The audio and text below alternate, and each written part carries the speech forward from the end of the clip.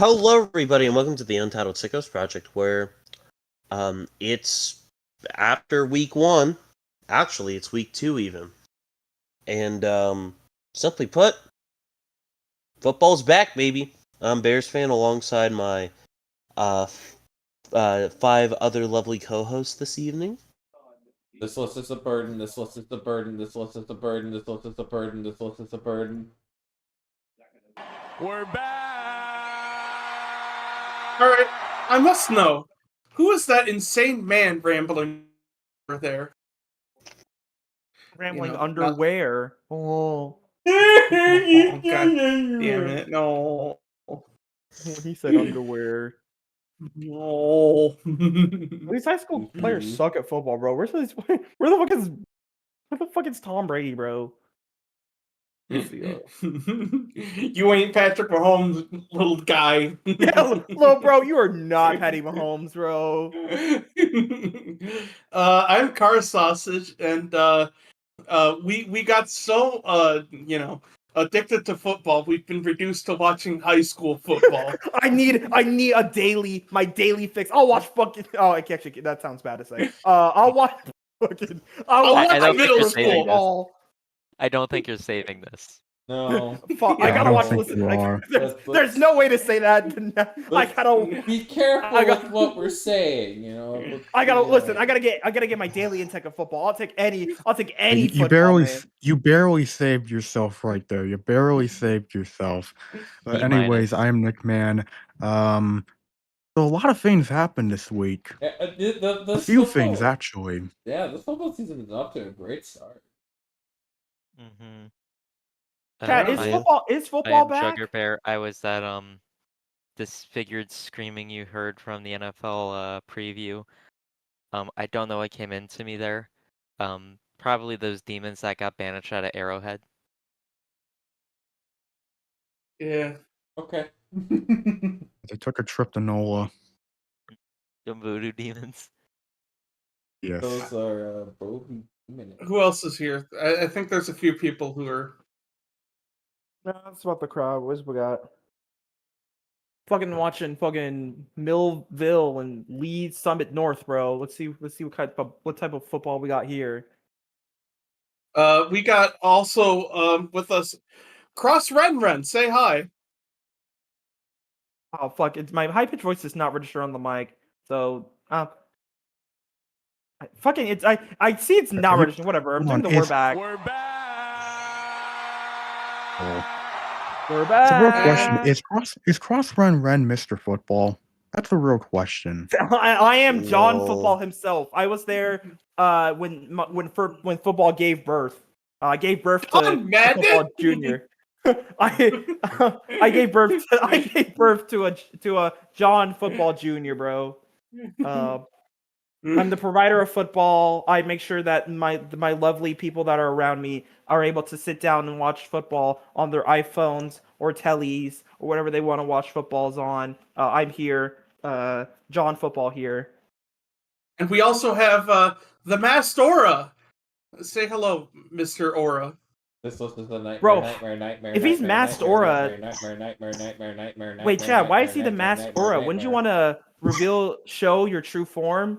Take off the mask and show your hype moments in aura. Okay, yeah. No. That's what the mask is. Anyways, Chad, football, baby. Week 1. No, not quite. Not quite. Well, we have a welcome mat first. We'll do it. Oh, yes. A welcome mat. Yes, we have my brother, mat. I'm getting to that, so calm your tits. So there was a Nintendo because there was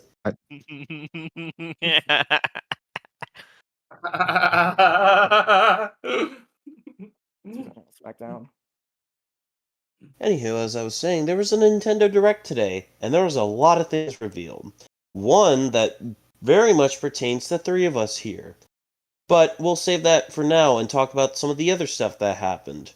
Like, for example, guys, I didn't know it was possible, but the Pokemon Company has found a way to be even more greedier. It's the biggest brand in the entire world. I'm surprised it didn't happen sooner.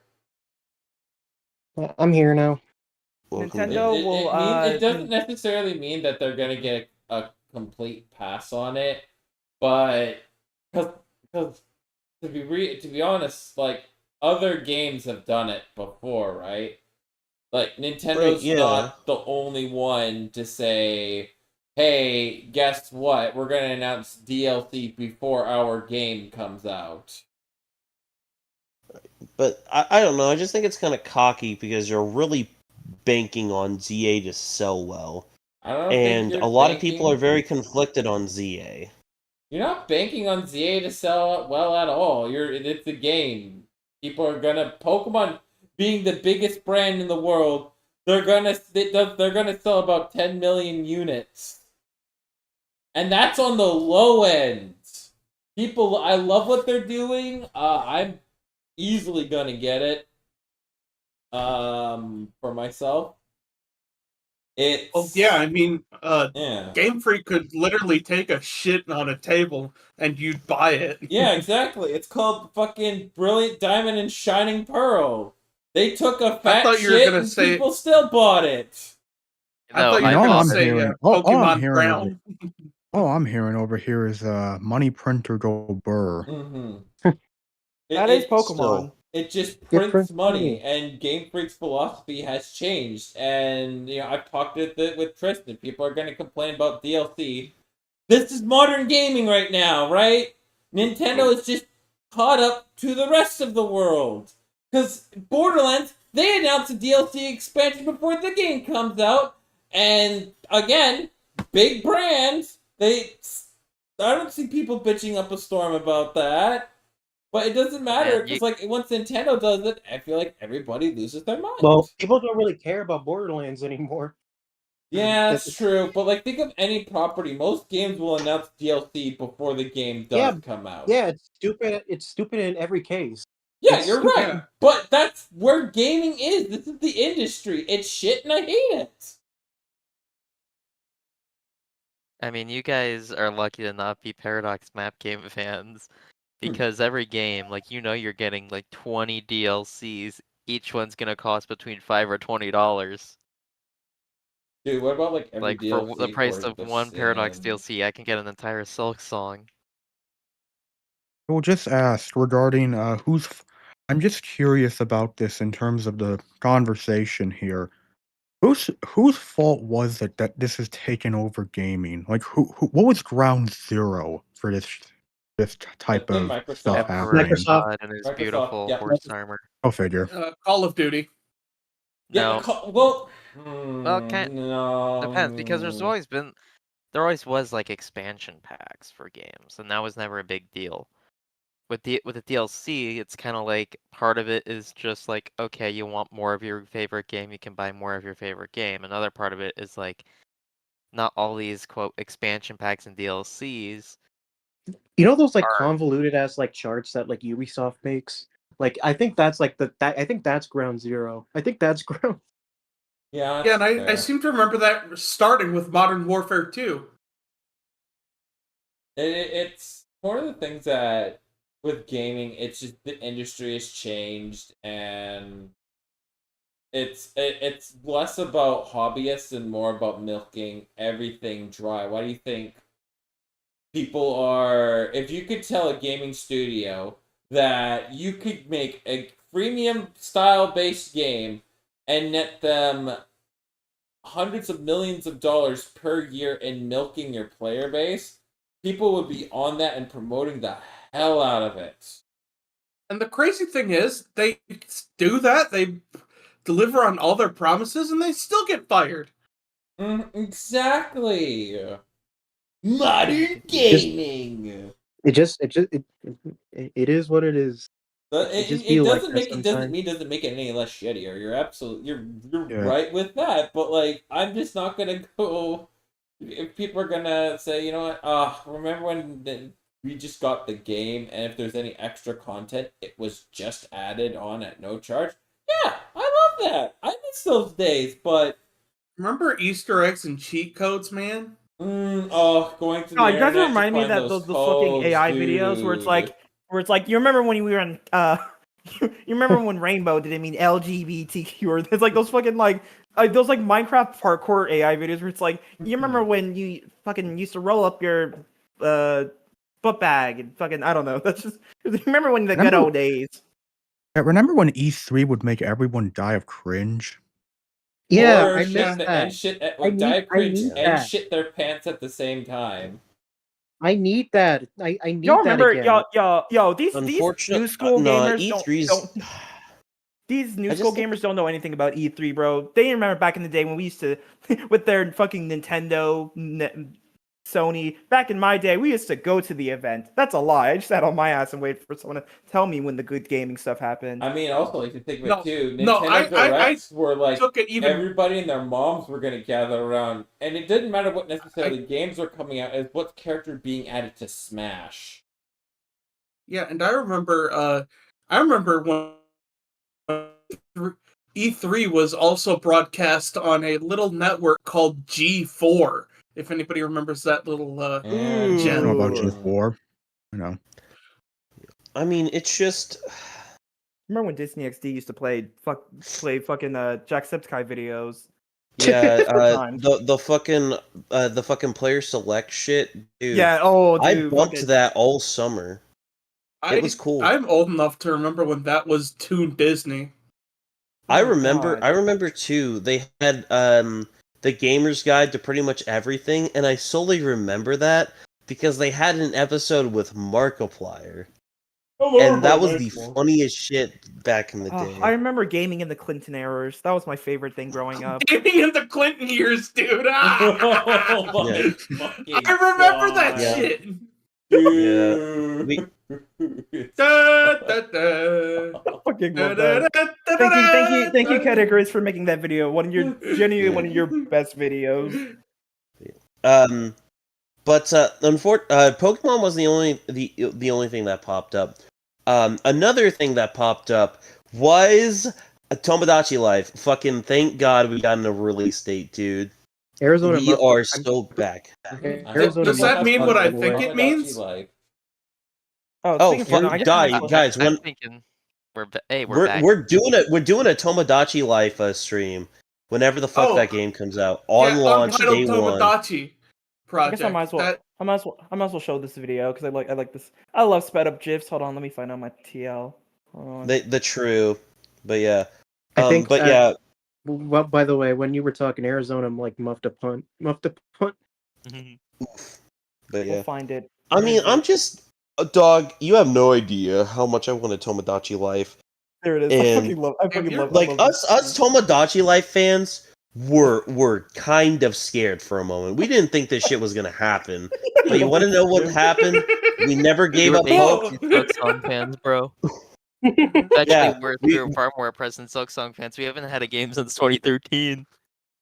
Nah, fucking Nintendo made us bust out our old ass 2DS and told us, hey, I had the brick 2DS, dog. That shit was $100, and that was a steal. Dude, I had a 2DS. My 3DS broke just before I went to college, and then my after my first job, they gave me like a $100 gift card, and then I had a little bit of cash left over, so I just got a 2DS, and that 2DS was really solid. I got the day one 3DS. I still have the day one 3DS, baby. Fucking Yeah, like I have one of the old. Yeah. I have one of the red, old. the glittery finish. I fuck with that. I see. Fun fact: Yeah. I had a story time with cross-dressed Ren Mamiya. I had a black 3DS. My grandma had a red 3DS. I have the red 3DS now, but I used to have a black 3DS. And one day in 5th grade, my friend was like, "I think he wants to play a Pokemon game, but he didn't have a 3DS." He was like, "Hey, I'll give you $20 if you let me borrow your 3DS to play games." I said, "Cool, $20? Hell yeah." Cool. All right. Fast forward a little bit. It's close into the end of the school year. You know, teacher's like, "Hey," science teacher's like, "Hey, get all your grades in." So we sat in class, just kind of did all the grades. Apparently he got in trouble for something. I forgot what it was because it's been a while. And so she searched through his bag and just took the 3DS and kept it. And I didn't have the balls to go up to the teacher and go, "Hey, that's actually mine. Can I get that?" So my original black 3DS, I don't have anymore because my fucking 5th grade teacher took it from one of my friends, and I didn't go up and say, hey, that's mine's. Why didn't you just I had a Daisy sticker. Listen, I had a Daisy sticker on it, bro. I was living life good, bro. I was happy, bro. I don't have that shit. So whatever I had on that 3DS is lost media. But I have my grandma's 3DS, so that's Remember the one what I've they been took using. from you. Mm-hmm. Why didn't you just ask? Why didn't you just ask your friend to get it back? Like when he got it back, you know, like. I don't think he ever got it. I don't think he ever got it back. Like genuinely, I don't think he didn't ever get it back. Like What if you the just hell? last year too. It's just kind of gone. So that was my traumatic history of having my childhood 3DS gone. The one I played with. I had an OG Nintendo DS, like the Monk. big bulky You had the some brick. bitch. Oh, that. Yep. Yes. Oh God. Oh, The you had the brick Game Boy DS. Advance had the side cartridge with brick. it, bro. Yeah. I used to. I had. I think I had 3 DSs over my years, not including the 2DS that I got. I had a what black else one. did I I had a have? red one, and then I had a brick DS. I also had a Game Boy Color. You know, I My still sister have still that has thing, her old Game Boy Color too. Chat, remember, guys, remember, chat, and this reminds me of, I used to have the big pink DS at my grandma's, and I did a very stupid thing, and I put water in the cartridge slot. I don't know why I did that. I just put water in the cartridge slot, and it just stopped working. Bro, I was like super, super young, bro. But I don't know why I did that. But yeah, don't let children, educate children not to put water and stuff. Because I think as a kid, I was like, I'm gonna clean it, and I just put water in the cartridge slot. So of course it didn't Make work. sure your child isn't stupid. That's a good suggestion. But you know what? I'm better now. I haven't put water in any of my game systems because I know water goofy is odd bad. child. But yeah, Listen. But dude, you have no idea how happy I am about Tomodachi Life coming back out. That was my game growing up, and that's what made me want to have my 3DS. In fact, it's the reason that made me go out and try to refine my 2DS. Believe it or not, my mom took it from me when I was fucking 12 years old because I got grounded or something. 8 years later, she just randomly one day gave it to me oh hey, here's your 3DS, and I was like, oh. I forgot what a okay. 3DS is. No, I remember that because that's something similar to that. Because I have one of my I would not the year difference, but I remember I got grounded for something. My parents took my 3DS, and I randomly one time just found it, the red one. I just found it in a box in the garage, and I said, they probably forgot about this. I'm taking this back. Yeah. Yeah, my first day of being in middle school, my vice principal actually says, "Excuse me, come over here. Could you join me in my office, please?" And he says, "I heard your brother is so and so. I have his PSP. I confiscated it over the summer. Would you please give it back to him?" Hey, my bad. I kind of stole it. I stole your shit, bro. Can you give it back to him? Listen, twin, I'm gonna be 100 with you. My bad, gang. I robbed your shit. I robbed your bro. My bad, gang. Believe it or not, that's not the only thing we saw. We also saw a new Fire Emblem game too. I'm also very much hyped for that.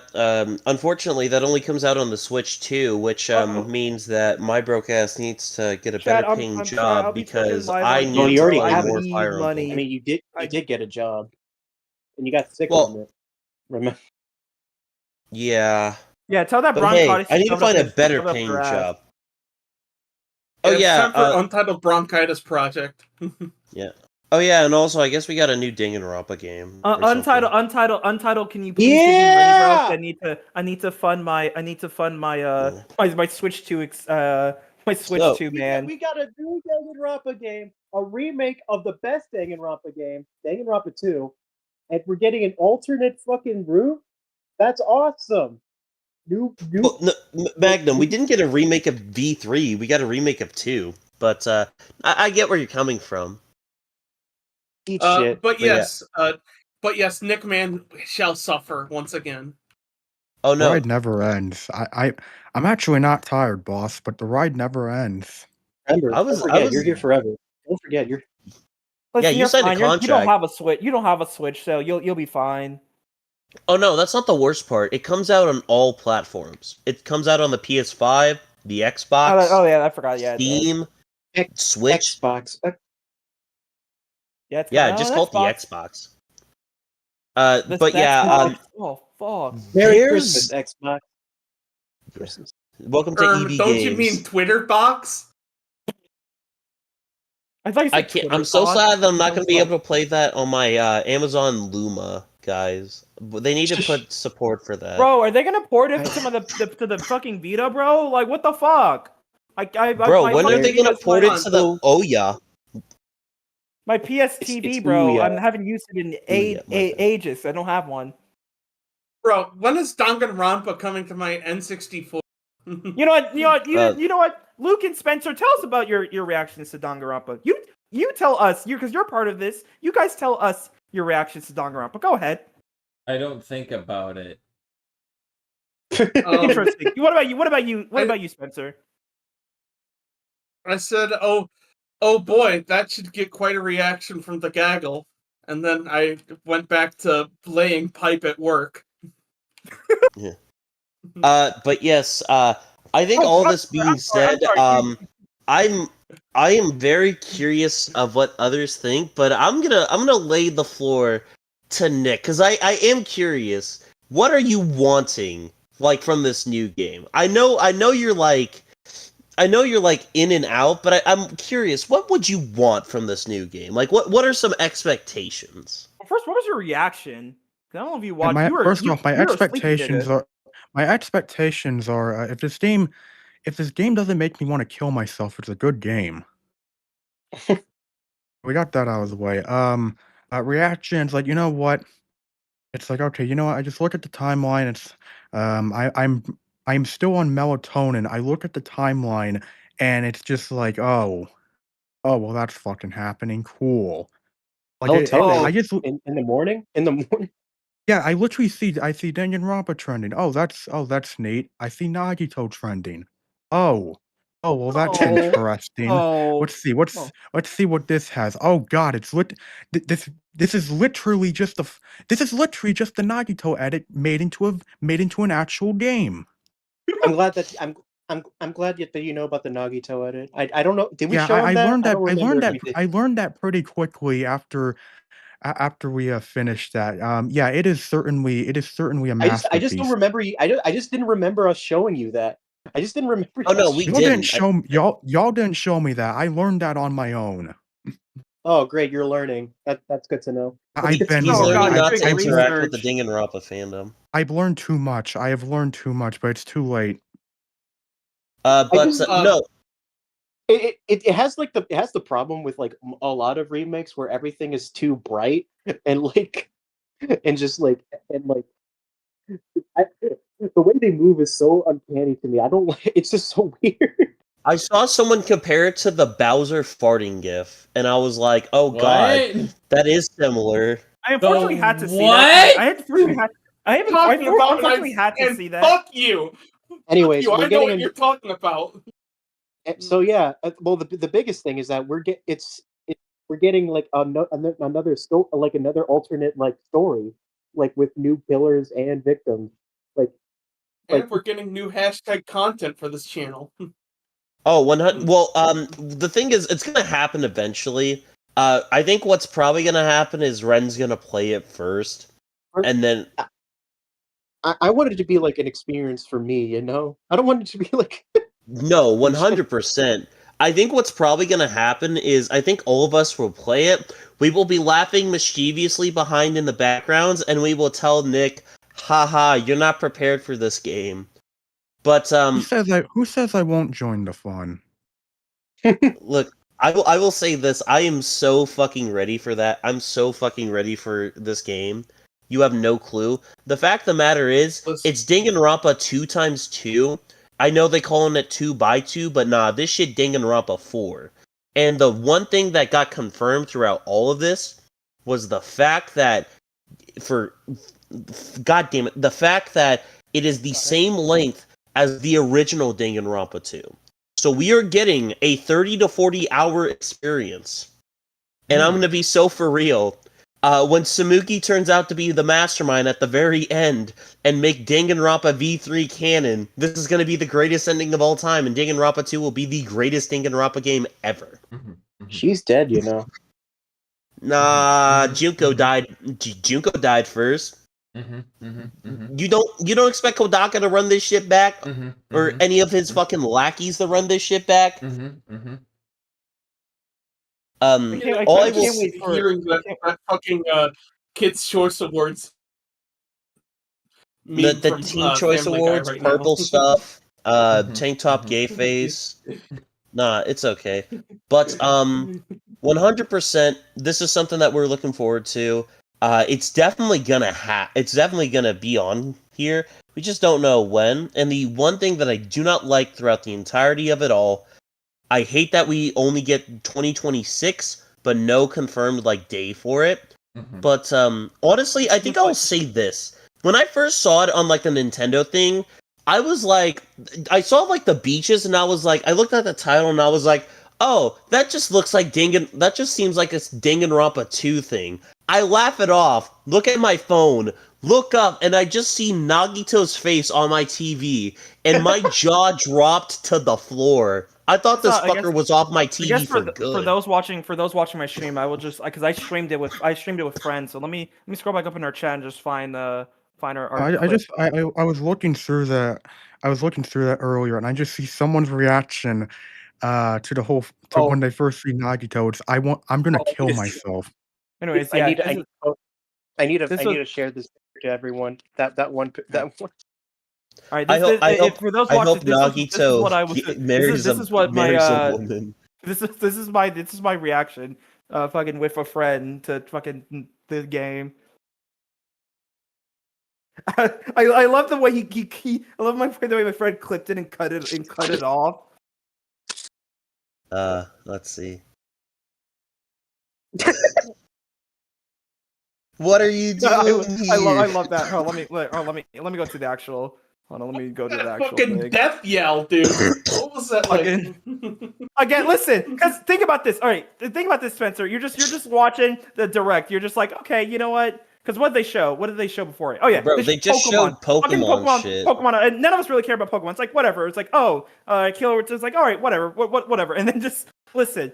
This is like when your hyperfixation just appears randomly. Just remember, they said they were planning something this year. Remember that. Yeah. So like, we were waiting for like a confirmation for anything, and we were waiting. I'm happy for well, again, it is just no. Sorry. I have to. I don't know if you guys know who Johnny Awesome is. I need to show his fucking reaction to this shit. Hold on. Let me find it. Hold on. It is genuinely so fucking funny. Hold on. Here, I love this. I love this reaction. Hold on.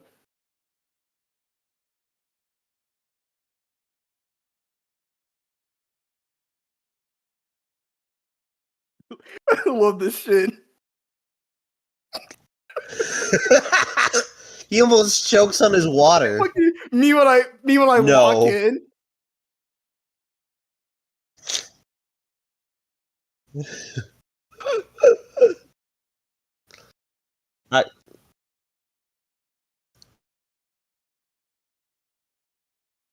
Again, dude, listen. Oh god, I need to find that fucking. Hold on.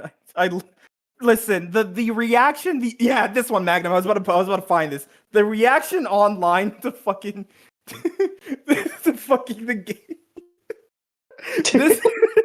I'm going to remember this image for the rest of my life. This is. I just love how perfectly shot it is. It looks like a Renaissance. He looks so disappointed that his hyperfixation is back. Despair. This is ultimate despair. Yes. You know, I'm shocked nobody has tried making like a 9/11 Photoshop of that. No. Yeah, it's one day after. Someone The will 9/11 make a jokes are green gonna screen of that. Someone will make a Fuck, green I saw screen. someone made an edit with Danganronpa characters in Well, it. I don't. it's Yeah, gonna be this on the one. It's in the fucking- comments. It's in the comments. This is gonna be on the fucking thumbnail whenever we play this game. He's gonna have this specifically bookmarked. I don't want to. Never mind. Yeah. Anyways, No. yeah. Fucking Try to regard it as Danganronpa. whatnot. They're just the reaction of Danganronpa on the TL is just the funniest thing. You want to know what's really because you gotta- funny?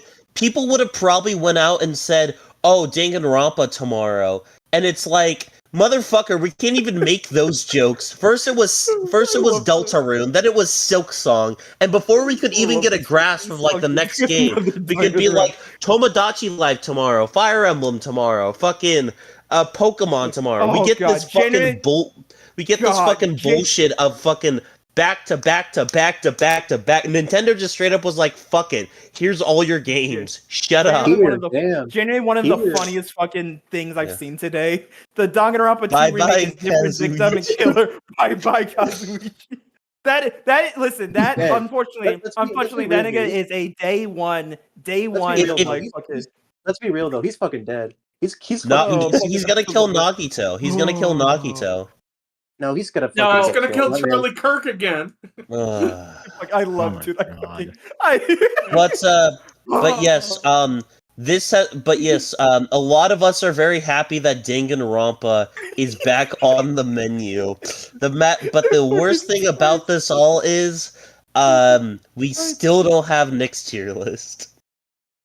I uploaded it. Where? I uploaded it. I know you uploaded it. Where? No, not for V3.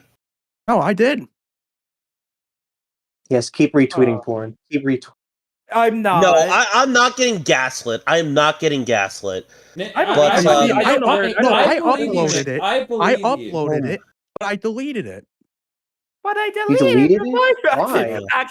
Actually, how this game is animated. All right. I feel like we got a lot out. Danganronpa 2x2. We're all people here are excited for it.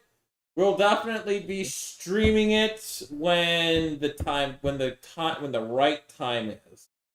For now, I think we gotta. Spencer, this is how we feel when you guys talk about hockey. This is how we non-hockey fans. We just have to sit there quietly and wait for our. Don't include me in this. Okay. No. Well, that's why I said Luke. But you don't know. You get. I was being respectful. I understood that there was excitement. I let the yapping continue for a while. Yeah. But now we got. Let our hyperfixations out. They need time to breathe. I know. I understand. But we got football. I didn't badmouth Dingle Gingle or whatever. No, you're one that again. No, listen, it's just funny. Yeah, we have sports. We have talked about Danny Grandpa enough. All right, sorry. I have the talking stick now. We got funny things to address.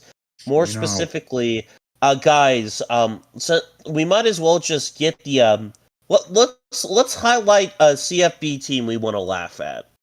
Who wants to be the first person to highlight a team? Let's laugh at Kansas State.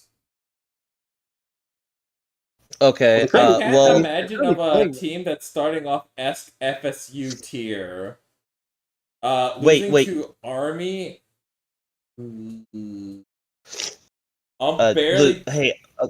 What? Sorry. I was just gonna say, I had a thing going for this. So, Luke, you want to know the one thing that you want to know the one thing that's not wild about the Wildcats? What is it, Taegan? They're not wild about winning. That's what you wanted? Yes, I have jokes for all these teams. Don't you worry. Oh yeah. What about yes? Get it? Sorry, shut the fuck up for a second. They're not wild about winning. For the record, they're playing right now. Generate. Okay. Yeah, and they're losing. Oh God. Wait, how bad is it? Arizona. It's only 7 Oh, to it's 3. 3. Oh, that's It's not only bad. it's only 3 to Three. 7. It's only 3. Okay. I'm sending this to Okay. my friend. I'm Do sending you this to my does friend. anybody have any other suggestions for teams that are bad? Oh, I'm gonna say it. Florida Gators. Oh, okay, I got one, guys. I got one. Just you wait. Guys. Mm-hmm. We should gatekeep the Gators because they really want to gate in all the bad football. You're not gonna laugh at that one, Lou? You're not gonna laugh at that one? Hang on a second. Hang on, I got something for this. I got a meme One for second, this. please. Oh, here we are. Dude, those animals are so fucking funny. They make me want to merge without looking. Oh, dude, we didn't even talk about You fucking should've said characters that, to because survive that was one the funny. more than one chapter, bro. It's actually true.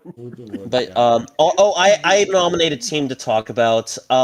So guys, you want to know you want to know something? The Dallas Cowboys lost a game this week guys. But I will say this. If the Cowboys are going all in their ass, I think the Oklahoma State Cowboys might have a bigger dildo that's going up their ass. Damn, Why they gotta be? they didn't just have Why they gotta something be a go up their dildo? ass. They got that shit ripped off. They have been split in half, split in two. Yeah, it's much more. Yeah, It's not it's even the a ha ha total, funny kind. It's more of like the sad, depressing funeral end that what is going to be the guy's coaching tenure. Throw in the It's towel, for the basically love of God. It's basically like what happens if you have. They basically got Mr. Hands. If you know that little bit of dark lore from the internet. That is incredibly dark. Yeah. I mean, one thing I will Actually- say I wouldn't go about the that- Oklahoma State Cowboys, I mean, I thought it was rough the way how that season ended last year, and oh boy, it's gotten a lot rougher this year. Yeah, like remember their last game last year, they lost to Colorado 52-0. That was broadcasted to the whole nation. Mhm. And there they are losing to Oregon 69-3. I've never Nice. genuinely seen a beatdown be this bad, and to look around and go, yeah, they should fire this guy like now. There's no point, because there's no way you're gonna tell your, at least like I feel like a different coach would at least give you a better chance to win one conference game than this current guy that just needs to just take out into pasture. Losing 69-3, Power 4 versus Power 4 is, I can't even describe how bad that is. One might say not nice. It's not nice, not nice at all. I mean, the thing with Mike Gundy is he had a great run in Stillwater with Oklahoma State and very much created a shit ton of attention for that program and inspired a lot of memes based on the guy. He's a man. He's 40. Yeah, he's a man. He's 40. It's just there's some times where you got to throw the towel in, and these recent years with Oklahoma State feels like it feels like a goddamn miracle. This team made the Big 12 title game not even 2 years ago, and 4 years ago they were a yard away from going to the college football playoff. It's crazy to think about, but ever since then, last year it was 3-9. It felt like everything just completely derailed with Oklahoma State, and it's only gotten worse this year. So it's like it's basically one of those things where I feel like you're just hoping for you're trying to end this the best way you can, but everyone knows that an ending has to come soon for this tenure. I mean, I because feel it's like just I not mean, like working. you can't just. I mean, I don't think you just unceremoniously fire him in the middle of the season, especially with some like when it's the best coach in your franchise history. You know. I think you let him finish out, but after the season, move on. Like ceremonially, move on and all that. I think that's the best way you can go about this. Speaking of head coaches that really need to move on, the Hawkeyes. Yeah. The Wait, game wait! I has... got a Ferentz. joke for this. I got a joke for joke. this. Okay. It's gonna make you Hopefully it laugh. won't offend anyone. Oh, fuck you guys, that was funny. Because they don't have any offense, so they don't offend, because there's no offense. That's not the same thing. That's not the No, same. no, no, Also, no, no, that- no. That's like No, the he's same got a joke that he's got a everyone better said one. about He's got a lie. better one. Shut up. Hey, it's okay, guys. So, guys, I heard this new Iowa quarterback, Mark Gronowski. I heard that he was originally from an FCS team, which is really funny because if I were to rate his performance, I would give him an F for effort, a C for heart, and an S for shit. Hey. Hey. See, That was actually pretty good. that is not what that is not where I thought you were gonna go with that. I really thought you were gonna go like, hey, you hear about that Jalen Carter incident where he hawked to a spit on that thing? This is Hawkeye Tua, where we shit on that field. Hey, Chikawaka. Yeah, that's funny. I laugh. Oh no no. Okay. Well, I get Iowa has looked pretty putrid, but guys, if this joke doesn't get you, I don't know what will. The UCLA Bruins. Yeah. Yeah, but I feel like it's with their coaching With clap. hires, we've seen this train wreck that's been, here for like the longest. And I think the funny thing with UCLA is that they actually played pretty well in the second half and they were driving down the field to try and tie the game, and Nico proceeds to throw an interception, and that was all she wrote. Yeah. Maybe they should maybe Nico should rename his last name to Amaliva to I'ma throw interceptions. To I'ma throw my NFL career away. I'ma put the fries in the bag. I don't know. Let me tell you something. You know what's sad about UCLA? Their last good quarterback was Josh Rosen. I mean, the sad thing about UCLA, their best coach was Chip Kelly. Ever since Chip Kelly's gone, they've been bad. It's funny because UCLA. I remember how ugly it was at the end of Kelly's tenure at UCLA, and how ugly things got to end that tenure. And it's pretty much just it has not gotten any better. It's only gotten a whole lot worse, which is funny because I mean, you say Josh Rosen was their last good quarterback they had. The funny thing is Dorian Thompson-Robinson was pretty good at UCLA. Like he actually was pretty good at UCLA, but ever since he left, it was slowly getting worse. But this season, it feels like the everything is falling off a cliff. And if UCLA, granted, do I think they're gonna lose? I don't think they're gonna lose, but if they lose to New Mexico, I think they immediately go to number 1 on the Whopper rankings if they lose to New Mexico. Agreed. Yeah. Agreed. I will say this. I think there are a couple teams who barely missed the laugh track. One team, and I will say this just because of the kind of team they lost to, Arizona State. I don't think losing to Mississippi State is laugh-worthy, but I do think that it is very concerning that Arizona State did lose to Mississippi State. I mean, they're always going to take a. I think like they're always going to take a decline, like a step back because Scadaboo's gone and and others, but like they still had talent they'll be fine. I mean, the funny thing is, I mean, yeah, a step back was expected, but I think the funny thing about Arizona State is that, the running game, even without Scadaboo, their run game, they were doing great on the ground. The problem is, Malik Brown. the problem is, they had 82 passing yards in the game and 2 interceptions. Sam Levitt had a very bad game. Yeah. Especially when you're losing to Mississippi State. Hang on, I got it. Yeah, I got a shitty joke for this one. QB class has not been this QB class has not been doing too hot right now. Yeah. It's early on, but it's not been a good start. It's especially when I think I look at guys. Well, I mean, Indiana finally looks good with Fernando Mendoza. He's only the one that I'm like particularly high on. Like the fact that right now it's Garrett Nursemeyer and he doesn't quite, for me, like pop off the page right away. Like it's efficient, he's good, and then there's Drew Allen, which is the same thing, efficient, but it's not going to be something I'm going to go, oh my god, let's bottom out the barrel for this guy.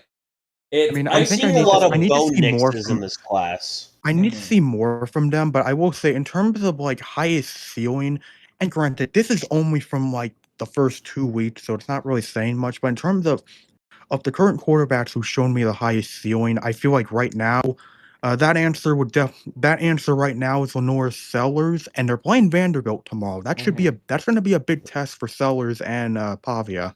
Yeah. What was your joke, Spencer? Let me put on my Rodney Dangerfield voice here. Boy, the Arizona State Stun Devils, huh? These Mississippi State guys, they must have hired an ex or something. Jesus Christ.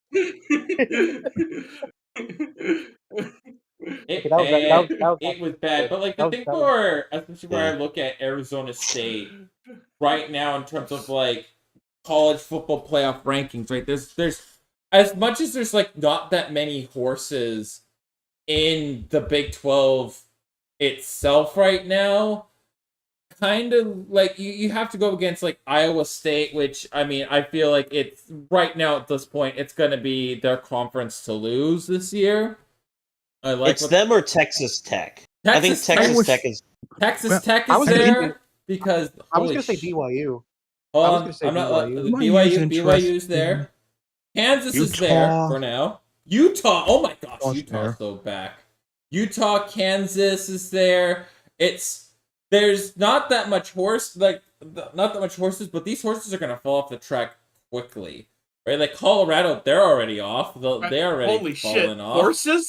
Horses on tracks? Oh, guys, is that an Uma Musume reference?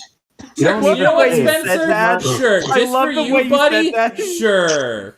Just for you, buddy. That is an Illuminae reference. In my football talking? You sounded so nervous to say it. You just didn't know. You didn't know quite how. But at the end of the day, it's, the Big 12, it's like you're not going to have a whole lot of representation. And unfortunately, in the CFP, this year, it's, you want to show, you want more representation, but like having Arizona State lose, I think it's quite the big gut punch so far. I have one more thing. This isn't CFB related, but there is one more thing that I wanted to go into the meat and potatoes. Guys. So as you know, we have a very serious problem with parental abuse in our society, because a lot of parents don't know what they say and what actions they do that might have impact on their children. For example, this poor kid that I know, his father was a Mets fan and grew him up to be a Mets fan. We're moving topics on now? I didn't think that. Chikawaka! I wanted to bring that up because clown juice. This Mets team, guys, they're fine. They're making the playoffs. Who cares? I don't know, man. They've lost 7 in a row. They have lost 7 in a row, and now they're only one game. They're only one game ahead of the Giants and the Reds. And then Giants have gotten red hot too. Is it time to meet them? Is it time to meet them? Is it time to meet the Bats? I just feel like I trust them more than the Reds and Giants. Like I just don't see them like. I mean, I trust them in the playoffs, but in the regular season, are you really going to trust the Mets, I mean, who they've are been in a very notorious for bad. They've collapses? been in a very bad slump. That's the problem, and it feels more.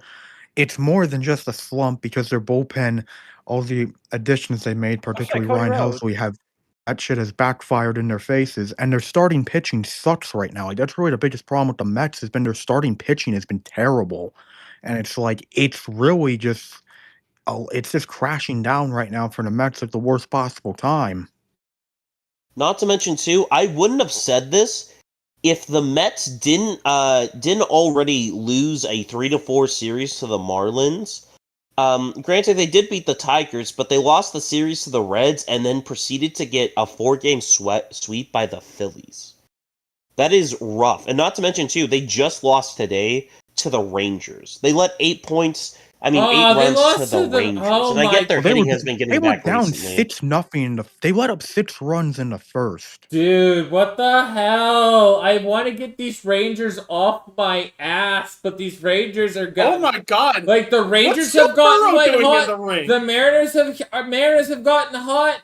Watch the Astros get hot too, because sure, that's why. And the Mariners are gonna end up missing the playoffs by a game Ooh, again. Title match? Aren't you like? Ooh. I Aren't mean- you like tied for the division? Aren't you like tied? No, they're a half game behind, but You- they're you They were think- close. tied, but the Astros won. The Astros won. You see, tonight, Magnum, so because Mar- this is what happens. It's called the trap card, and I fall for it every fucking football. year, but not fuck, this let me year. see. I'm Yeah, not falling for it um, this year. I'm gonna pull a card out of your deck and say skill issue. Yep. And again, I'm not gonna say, "Oh, fuck your baseball team." You're right. It is a skill issue. They don't have the skill to somehow get the cards that they need to get to a playoff spot. I will I mean, say the this, funny though. thing is, I you're winning. think You're winning what you need to win. You're winning games. It's just everyone else is winning games now. We're So losing it's and gotta everybody else is stay losing. interesting, man. It's gotta stay Yeah. interesting. Of course it I does. will I'm not say falling this for real it. quick. I think, and this is just me. I do think the Brewers' hot streak is over. I Yeah, think they they've started cooled to down. cool out. They're- Well, Yeah, yeah, they're winning, but like the hot streak has definitely cooled down, and I think Oh yeah, we're gonna. it's not as white hot as it was. That post All-Star run was just insane as a That was a Brewers fan. generational run. That was a I still think the generational Brewers run. will still be a tough out. They'll still be a tough out. Yeah, I they'll don't- still be a tough out. I don't know, man. Like it's always the same in the playoffs. It's always the same thing. They just don't know how to hit when it's the playoffs, Mm-hmm. and I just don't know. And I'm pretty sure that's just going to be the same case here because like all the big like surprise guys are like cooling off, and I just don't know if it's really sustainable right now. It just No, really that's fair. depends. That's I mean, fair. I'm just Playoffs gonna are be out. honest. I'm gonna be honest with the whole playoff picture.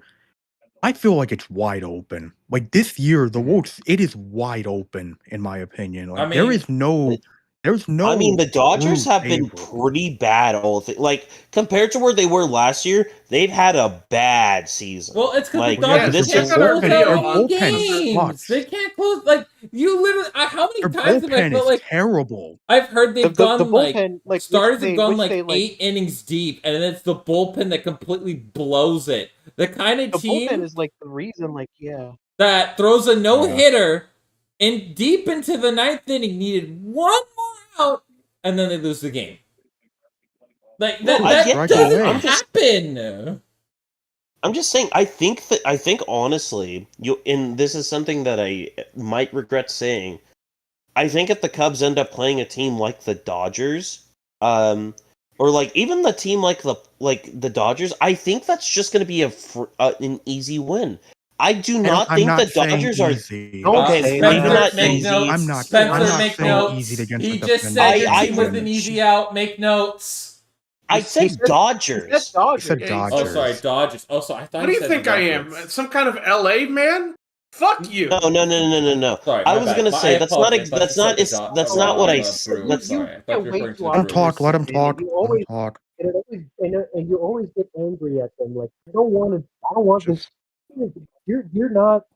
You're You're not someone to be trusted. You're not. Yeah. I don't know. The Dodgers are very untrustworthy. It's like I I have to be don't like perfect or them. something. Crazy. It's like I have Like to be fucking there is perfect. problems with the bullpen, absolutely. But I'm also not forgetting that this team won the title last year. They won the World Series. There is nothing easy about facing the Dodgers in the playoffs now that they have a World Series that wasn't just 2020. Now, granted, I will say this in terms of teams that I think can do great things, and mainly because they've technically been like the hottest team in baseball as of late. I mean, I would be putting my biggest faith in terms of who I think would come out of it would be in a team like the Phillies if they still Yeah. had Zach Wheeler, because losing Wheeler fucking sucked. Oh yeah. Yeah, but I think they'll be fine. Like They'll be the biggest fine. thing It's that's been just, yeah. it doesn't really, in my opinion, when you have a team that just constantly mashes home runs like out their fucking ass, like yeah, you lose a really good pitcher, but like He's an elite pitcher. instead of winning by like 8 runs, you're gonna be winning by like fucking 2 runs. Well, That's kind of plus how like I they It see just it. and it plus just they have like depends because they have Christopher Sanchez, who's basically like, wait, no, that's No, yeah, they do. yeah, they have Sanchez, yeah. And Okay, I was just you know sure. you have your closer in Durant. It's just the problem. The only worry I have with the Phillies is I trust their starting pitching even without Zach Wheeler, but I saw last year how cold their offense got. Like I saw how cold their offense got against Well, the Mets last season, and you well, don't want that yeah, like happening again. I mean, because they're like their mo is just like like home run or bust. That's been their mo for years now.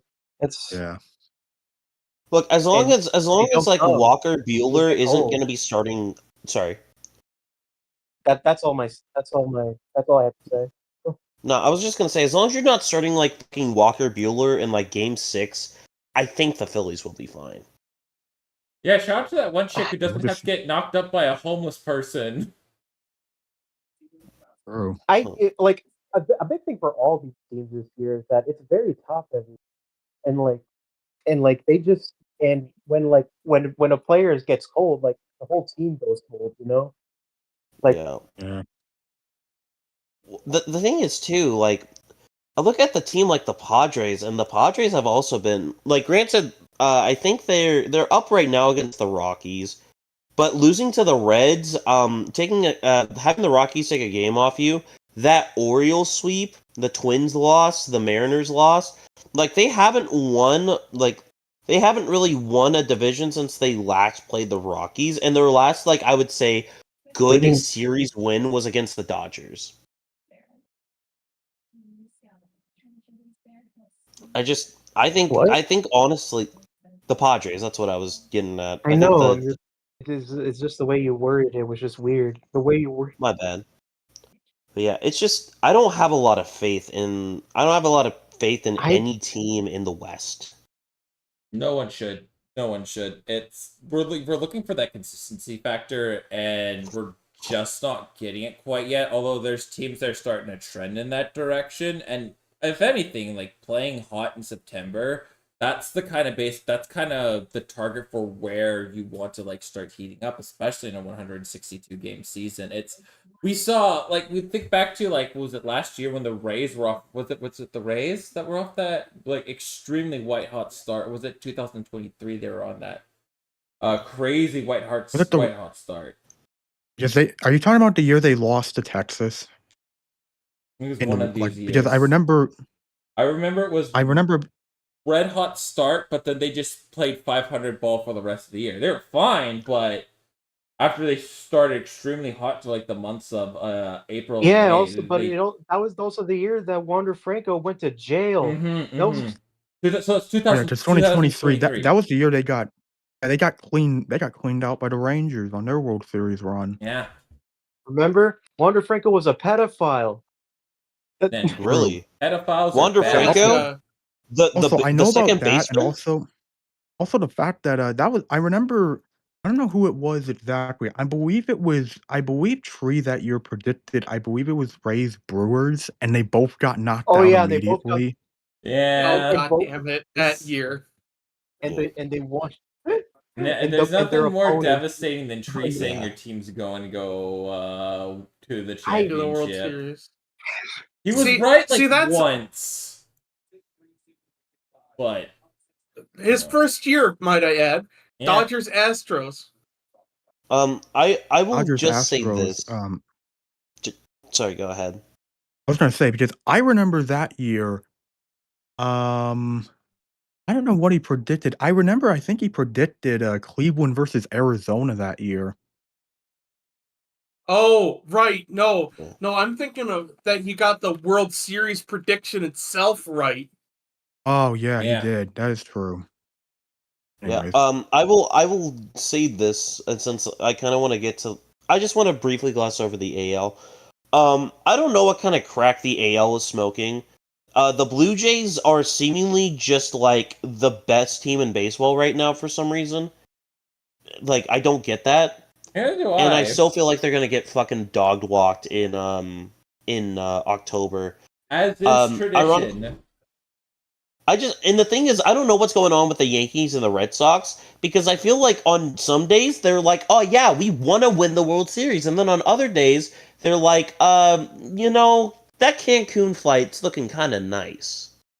Speaking of which, like, I'm sorry, I want to talk about. I just want to talk about this for a second. Like, the Yankees medical staff is like god awful.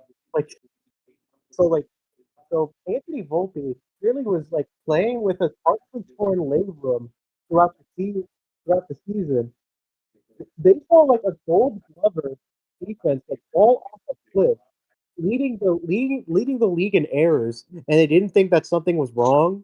Like, they didn't think maybe that his elbow was like kind of fucked. What? Not his elbow, his shoulder. Like, this is the same shit they did with Rizzo too. Because like, remember when he had that undiagnosed concussion, where his vision turned to absolute shit and he just couldn't hit anything. What, Like, maybe you're he's talking suffering about with the something. same organization.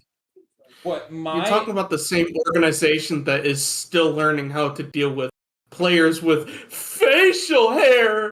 Oh no! That's true. But like, what I want to add on to Yeah, that, I will. like, I will how never is it- forgive. how I will isn't never the- forgive what they did to Rizzo. I will How never forgive them. the MLB Player Association demanded an investigation to that trainer staff? Because, like, bet you there's a This is bunch like of this violations is like, going on. this is next level incompetence, you know? Yes, it Like- is. You're right. Honestly, the one thing that I'm kind of surprised with is like I get it. His hitting isn't like as major a factor, but he was hitting close to 250 last year. I don't understand why people didn't look at this year and look at why the fuck he's hitting almost under 200, and people look like, okay, is something wrong? Like, legitimately, the fact that he fucking has a 206 right now with a torn labrum is being held together by the fact of the will of God.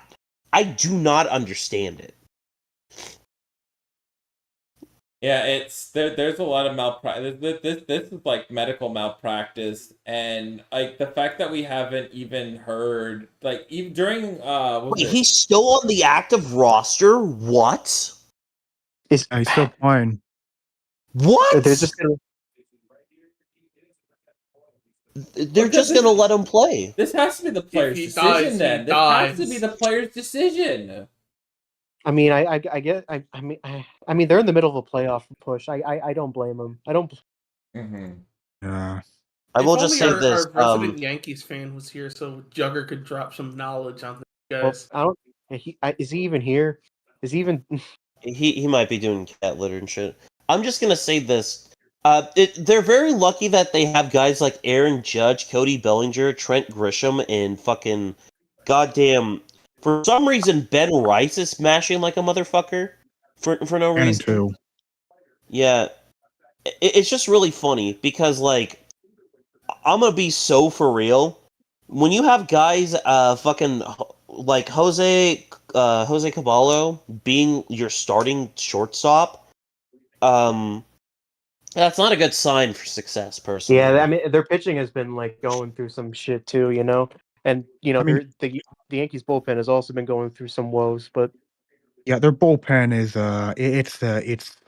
it's done historic things this week.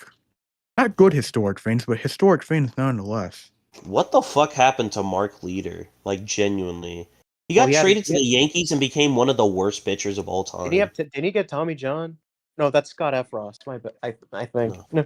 I mean, to be fair, hold on, let's look at this because to be fair, he was very inconsistent in Chicago. It's not like he was that great in And Chicago. of course, to begin with. their biggest acquisition, Devin Williams, like who was meant to be like the closer. Like he was like, and he's just been just a massive decline. Like, Yeah, but by the way, for Mark, he has an ERA of over 40 in September so far. Yeesh. Yeah, the Yankees are in turmoil right now. The fact that they are being held together right now, I think it's only because of outside circumstances, but I won't get into that because that's above my pay grade. They stole I get Patrick paid Mahomes' $0. special sauce.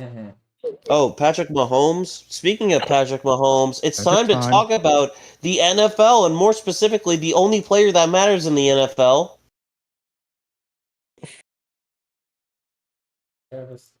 Patrick Mahomes. Anywho, actually, they played a decent game despite all the injuries. I won't laugh at the Chiefs, but the Chargers might be good. I think that's my biggest takeaway. I would like to wait a little bit longer before I would say the Chargers are good. I mean, I will say they looked good. They look good. That's true. I will say though, Justin Herbert had a great game when people immediately shut up about him.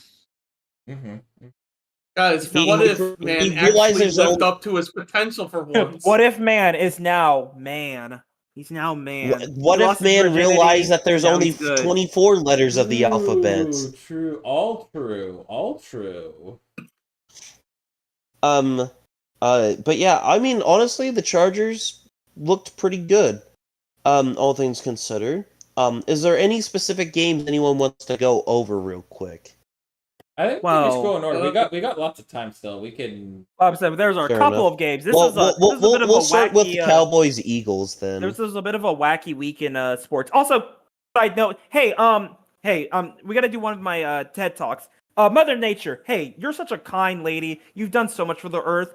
Can you stop with these fucking weather delays? What the fuck is happening on the East Coast, bro? Who pissed off the fucking rain gods? Fucking like 2 NFL games got like rain delayed. Fucking the Georgia game was weather delayed for 2 hours. Can we stop with these weather delays? Jags, Panthers. Well, I can tell you probably who pissed Mother Nature off. Probably the fucking Koch brothers, dude. Oh no! I was gonna say I think the Sun God pissed him off because the Sun God had such a shitty performance on Sunday that Mother Nature took that shit personally and casted a plague of rain. Can you lock in? Anyways, chat. Speaking of Hawk Tua, chat. Jalen Carter, point and laugh. Don't do it in front of a ref.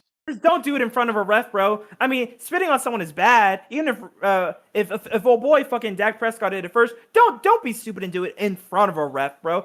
And hell, save it and then be a little extra afterwards, but not in front of a ref, bro. Well, the thing is that like Dak was clearly spitting on the ground. He was like, he was trying to I think he was trying to entice him, but like he didn't break a rule, Yeah, still, it's the thing that it's the fact that he did it. It was a beautiful rage bait. Dak rage baited beautifully. But still, don't do it in front of a... The easiest thing, it's like, don't do it in front of a ref, man. You can see a ref is right next to you, bro. And then you do that shit. You also do it right next to where Cowboys, the old lineman is. Like, old linemen are big niggas. Like, I would not do anything near an old lineman. Anyways, yeah. But, that's crazy. Honestly, that's crazy. But going on. Again, doing it in front of a ref is the crazy thing. That's all. Yeah, I mean, fucking, doing it right in especially front as of a that's player, just crazy. you should damn well know better not to do it right in front of the referee. You right damn after the well kickoff. By the way, did not do that. Hawk Tua coin is a scam. In case anybody needed to know you didn't know. Yeah, don't do it. Don't do the Hawk Tuas. I miss Hawk Tua, man. When's the next simpler episode? time. It was a simpler Magnum, time of Magnum, just in your spitting on that dreams. thing. In your Puts hand dreams. on your I just- shoulder. I I'm just- sorry, Magnum. I just want one more Talk 2 episode.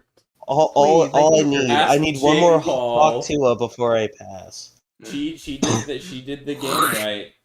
She fucking for 2 weeks. tapped out after scammed her You know audience what? and then tapped the fuck out. That's a baller move. You know. I wish I had the balls or the fucking That's willingness to do that. That's a girl boss right there. That's True. Yes. True. Yes. We stand Oh a my girl Gaslight, boss. God, gatekeep, girl boss. Oh my god, yes, Well- those are all true statements.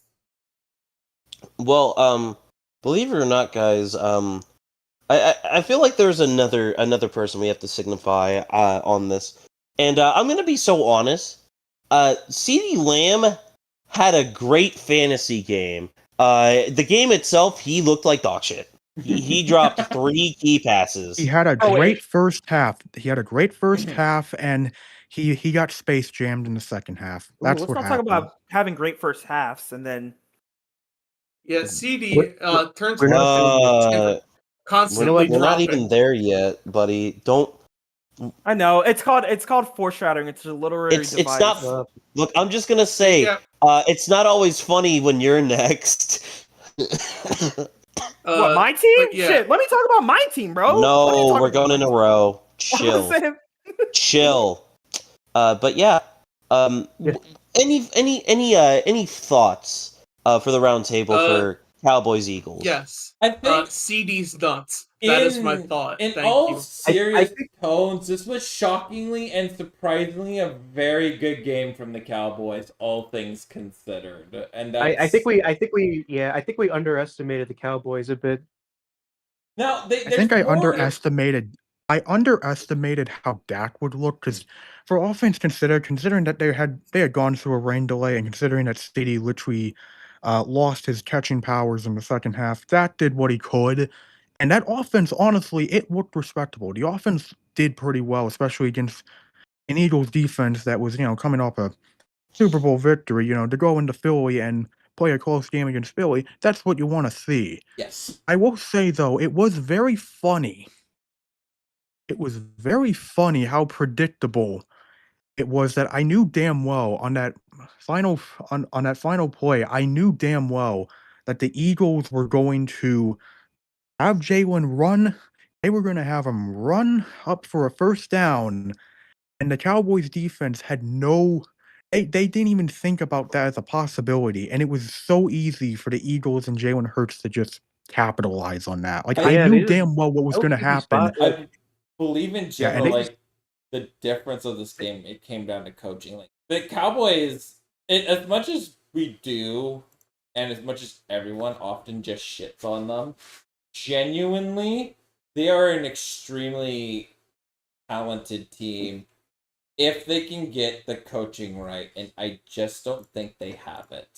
They just don't have it this year, unless, sure, we got 16 more games left, but talented. I don't know. Granted, I think Schottenheimer called a good game. I think Schottenheimer did a good game. I thought. Offensively, yes, Eberflus absolutely. not so much.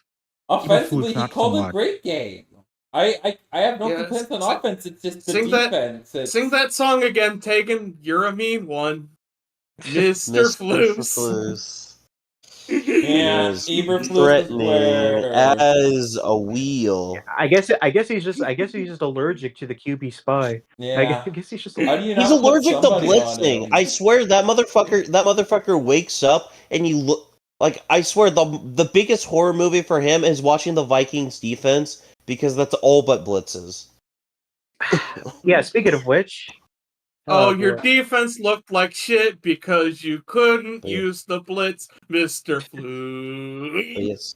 Since we glossed over Chiefs Chargers, if anyone else had anything to say, Yeah, get it out now. of the Vikings. How about that? I think Bears fans are panicking too much, man. First off, like, I get it. I get it. At the same time, like, I'll let you go, Magnum. I'll let you go. But at the same time, it was like, I think it was just a perfect whirlwind of, like, like a perfect storm, honestly. Like Brian Flores just suddenly locked in, and like, and McCarthy was finding everything open, and it didn't help that we didn't have Jalen Johnson or Tyler Gordon either. It, Hmm. Yeah. I mean, to be I fair, will we were say missing this. Christian Darrisaw and Harry Smith, but I will get to that. But yeah, I want to get into the Bears later because I have more things that I want to say about other teams, but I will Hey- just say this for now. I do agree with you, Magnum. The overreaction is kind of wild. There's But, points behind the overreaction, though, but I feel like the right time to get to this state of mind is 8 games. Yeah. That's where there's Yeah, enough. I'll have things to say, but I'll keep it for later. I don't. Well, I'm Next sorry. I up, want we to. have Oh, Go for okay. it. I Go thought we for were. it. You got the floor. you got it. No, it's again. I think a lot of that was just due to like the fact that just Brian Flores just kept on blitzing, and so Caleb probably just thought he was having less time than he actually does, and I think that's what's causing everything because I think he runs out like the way he runs out of the pocket and just like so much and No, I get overshooting stuff. Like I feel like he's just I, I for what I've seen, he did do a good game until that point. Until the second yeah. that yeah until the One first half. thing I I want just to see this week, as you're playing the Lions. To, Yeah. say this one last thing before I get to the before later. I will just say this about the Vikings. Every single person that I know that has been smarter than me has said the exact same thing. Javon Hargrave and fucking Jonathan Allen were a problem. They kept on getting pressures, and the Bears' defensive line couldn't stop them, and that just happens sometimes. I will have thoughts about the game as a Vikings fan when Yeah. the time comes. One of How the other side lives. One of the things that I want to see from But I the will- Bears this week is I want to see how Caleb responds to the blitz, and I think the Lions are the perfect team for me to just get a nice gauge on where Caleb is at facing the blitz. Because if they've been looking at the game film, and you've got more of this mindset. Okay, so this is what's the proper thing to do during the blitz. I thought he handled it okay in some moments, right? Like his ability to just slip out of pressure and just keep the play alive was very nice, and I liked seeing that. One of the things that I'm going to see, though, is against the Lions. Incredibly talented front seven, and if this is a group that if he's able to handle the Lions front seven, he's gonna be just fine. Yeah, we'll get to that though. We will. Yeah, We will get to that. Well, I let's feel start like we're off. jumping the gun on a few. Yeah. Like, let's just start. Let's start with, of course, as usual, the least interesting game, and work our way up for Sunday night. boring football guys, game. guys. Simply put, can we fucking start Jameis Winston at this point? Russell Wilson's cooked. He's bad. He's bad, It's bad. time. Yeah. It's time to start somebody else. Yeah, Russell Wilson is so bad, they gave my friend bronchitis. The reaction I saw from Giants fans online, I saw like Giants fan on another server. I saw a Giants fan who basically said, "Yeah, I sold all my Giants merch to Goodwill. Like after that, I'm done. I've had enough of this shit. I'm tired of having to constantly go through this experience." And it's like, and this was the reaction I saw Giants fans had in the offseason, especially after it was announced that Dable and Joan were staying. There's just so much apathy. Like the apathy with the Giants right now might be stronger than any other fan base right now because it's just they just feel dead inside. It's loud And too. you can tell that Giants fans are just it's a struggle right now. And I think the frustrating thing about what we saw last week was their defense played fine. Like their defense did its job the defense for the Giants did what it had to do against the Commanders, but that offense was just absolutely atrocious. And I mean, obviously, the main story for good reason is Russell Wilson because he was just horrible, absolutely horrible out there.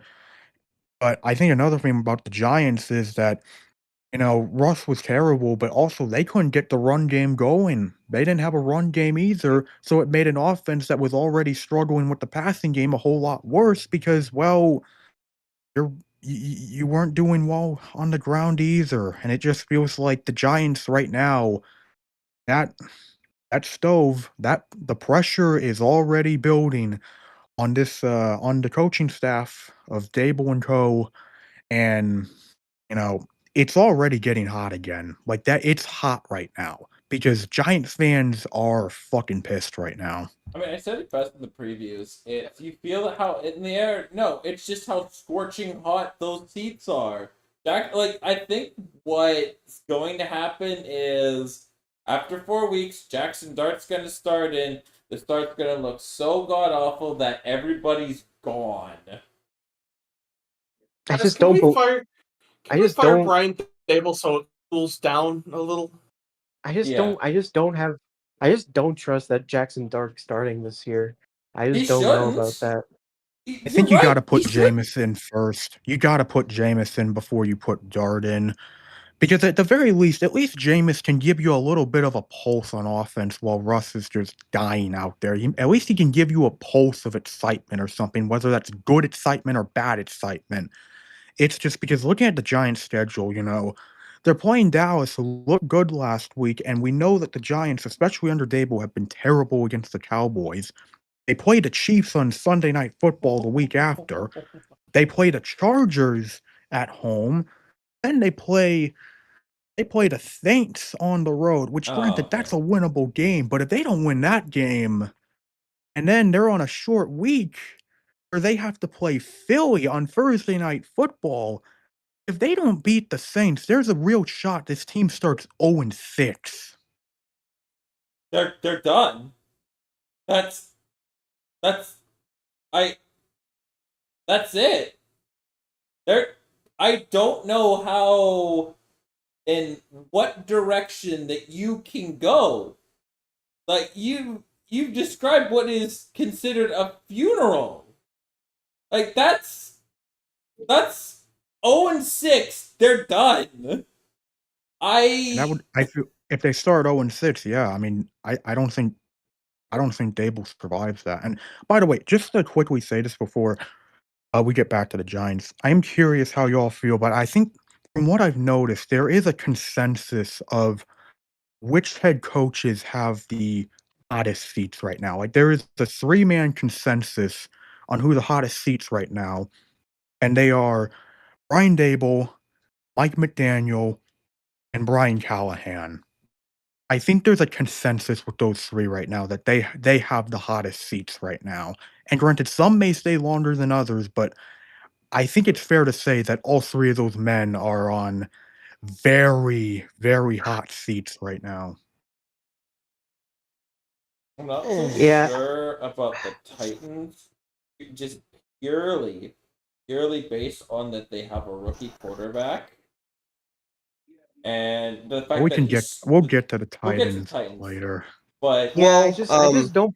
I don't know. Like I just think Callahan. Like I get. It's weird. I don't know. I don't like short leashes on coaches. I guess that much. We'll get to that. We'll get more into Callahan later. You're thinking the short. All right. I like your point with it being though that if you're short, the leash that you have on a guy is so short. Why didn't you fire him last year? And after the season ended, why keep this leash so short? I think it's just so bad for your team in general. Yes. I don't know. I just don't think he's like Gerard Mayo levels of like bad.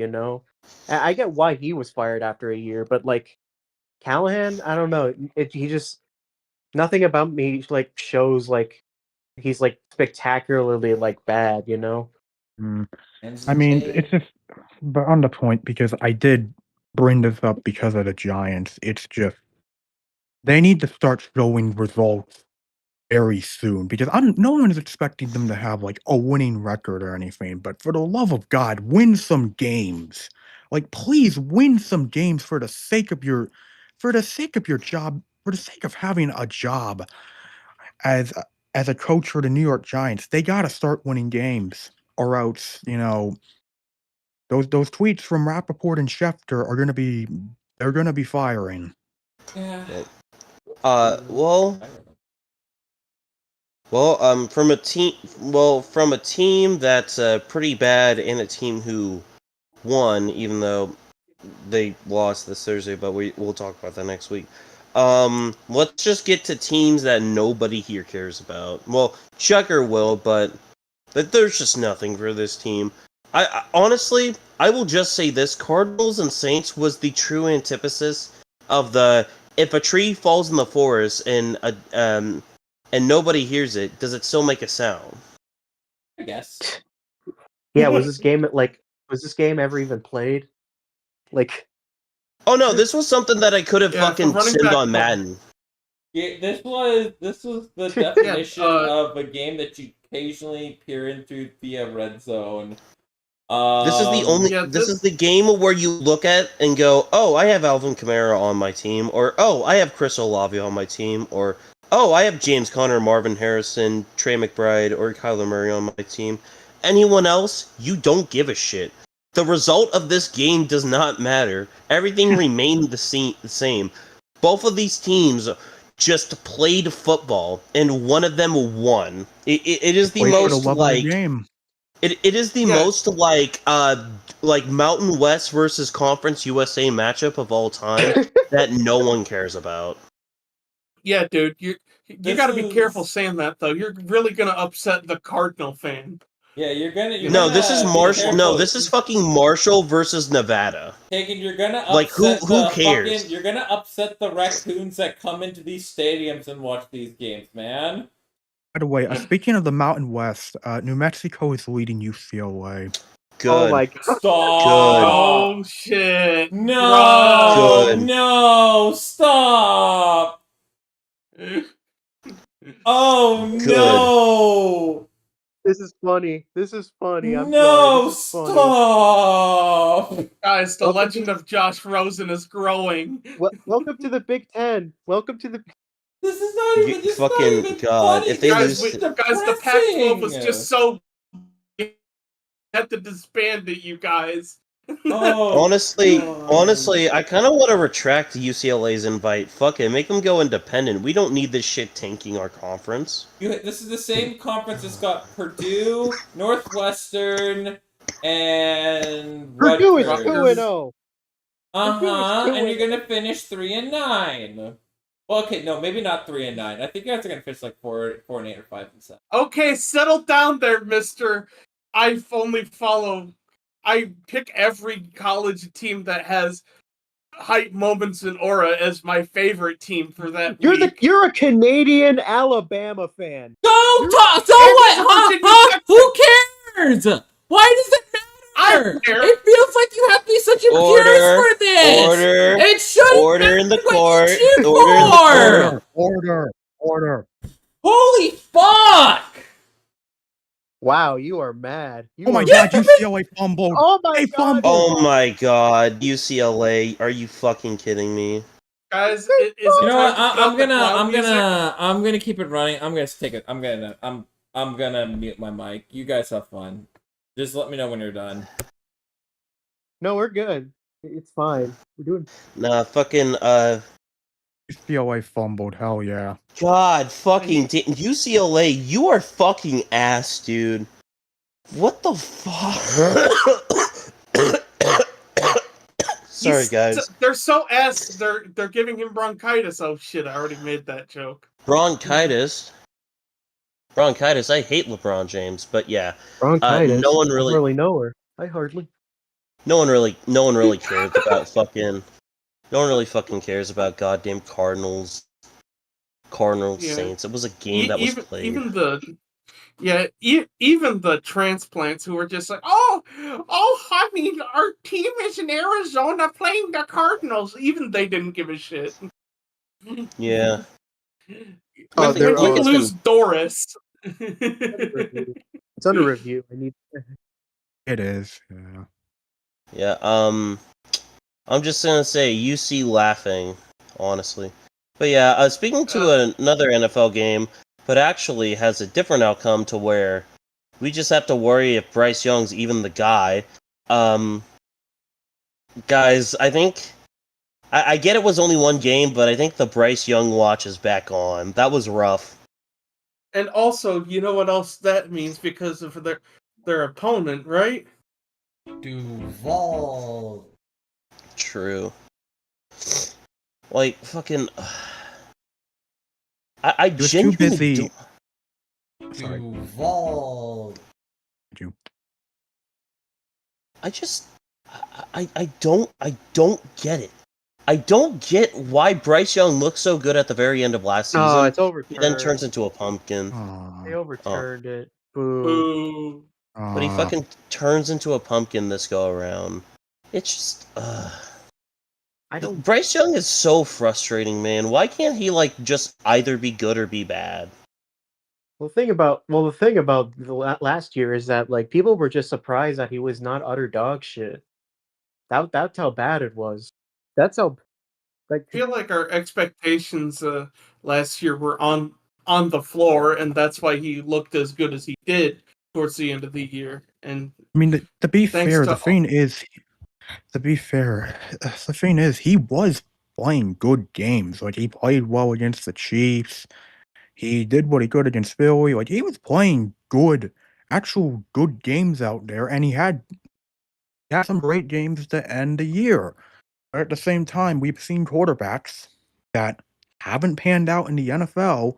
They've had a great game here and there, but then they fall back to reality. And that could be the case here because the most notable thing outside the interceptions for Bryce Young that people were talking about was the fact that he was looking at the helmets on the Jumbotron. Oh, that's my autism coded quarterback. But yeah, look, he needs man. his iPad Sometimes time. He needs his yeah, iPad. he's just looking at sensory videos on the sideline for the most part, where he goes, boring yes, off football game. the grapes are in fact schmovin'. Yeah, I agree. No, I'm just imagining Ren on the sideline just being like, "Oh, boring off game, coach," and then just throwing on like I don't know, like some JRPG on one of the Surface tablets. No, he just Bro, this football game fucking sucks. Fucking Mini-me when guys, the why Beast was is on. Bryce Young playing Geometry Dash on the sidelines? he just pulls up hentai. Fucking- Listen, it'll get him locked. That's one way to get locked back in the game. You're like, I'm in the game now, coach. I'm hard and ready to go, baby. I woke up feel the cheesiest, coach. But yeah, Anyways, I mean, I know all the focus is on Bryce Young for good reason, but it really says something to me that the Panthers defense let Travis Etienne rush for 143 yards on them. to be fair, Travis Etienne had a very bad season last year, and that was coming off a semi-decent season the year before. I think, honestly, a lot of people saw, like, how mid he was and was like, oh, guys, he might be bad, when in actuality, it was probably more or less something of, like, running backs are not consistent in the NFL. They have down years. It happens. That happens, and that's true. I agree with you on that. People have down years. What isn't a down year is the fact that for the 7th straight game, this is now the 7th straight game dating back to last season, that the Panthers defense has allowed 200 yards of rushing or more. Yeah. It's not good. I mean, I will say this, though. Despite that one wacky pick, Trevor Lawrence had a pretty good game, all things considered. Yeah, fun. I think I feel like I think people were just worried. Like, I don't know.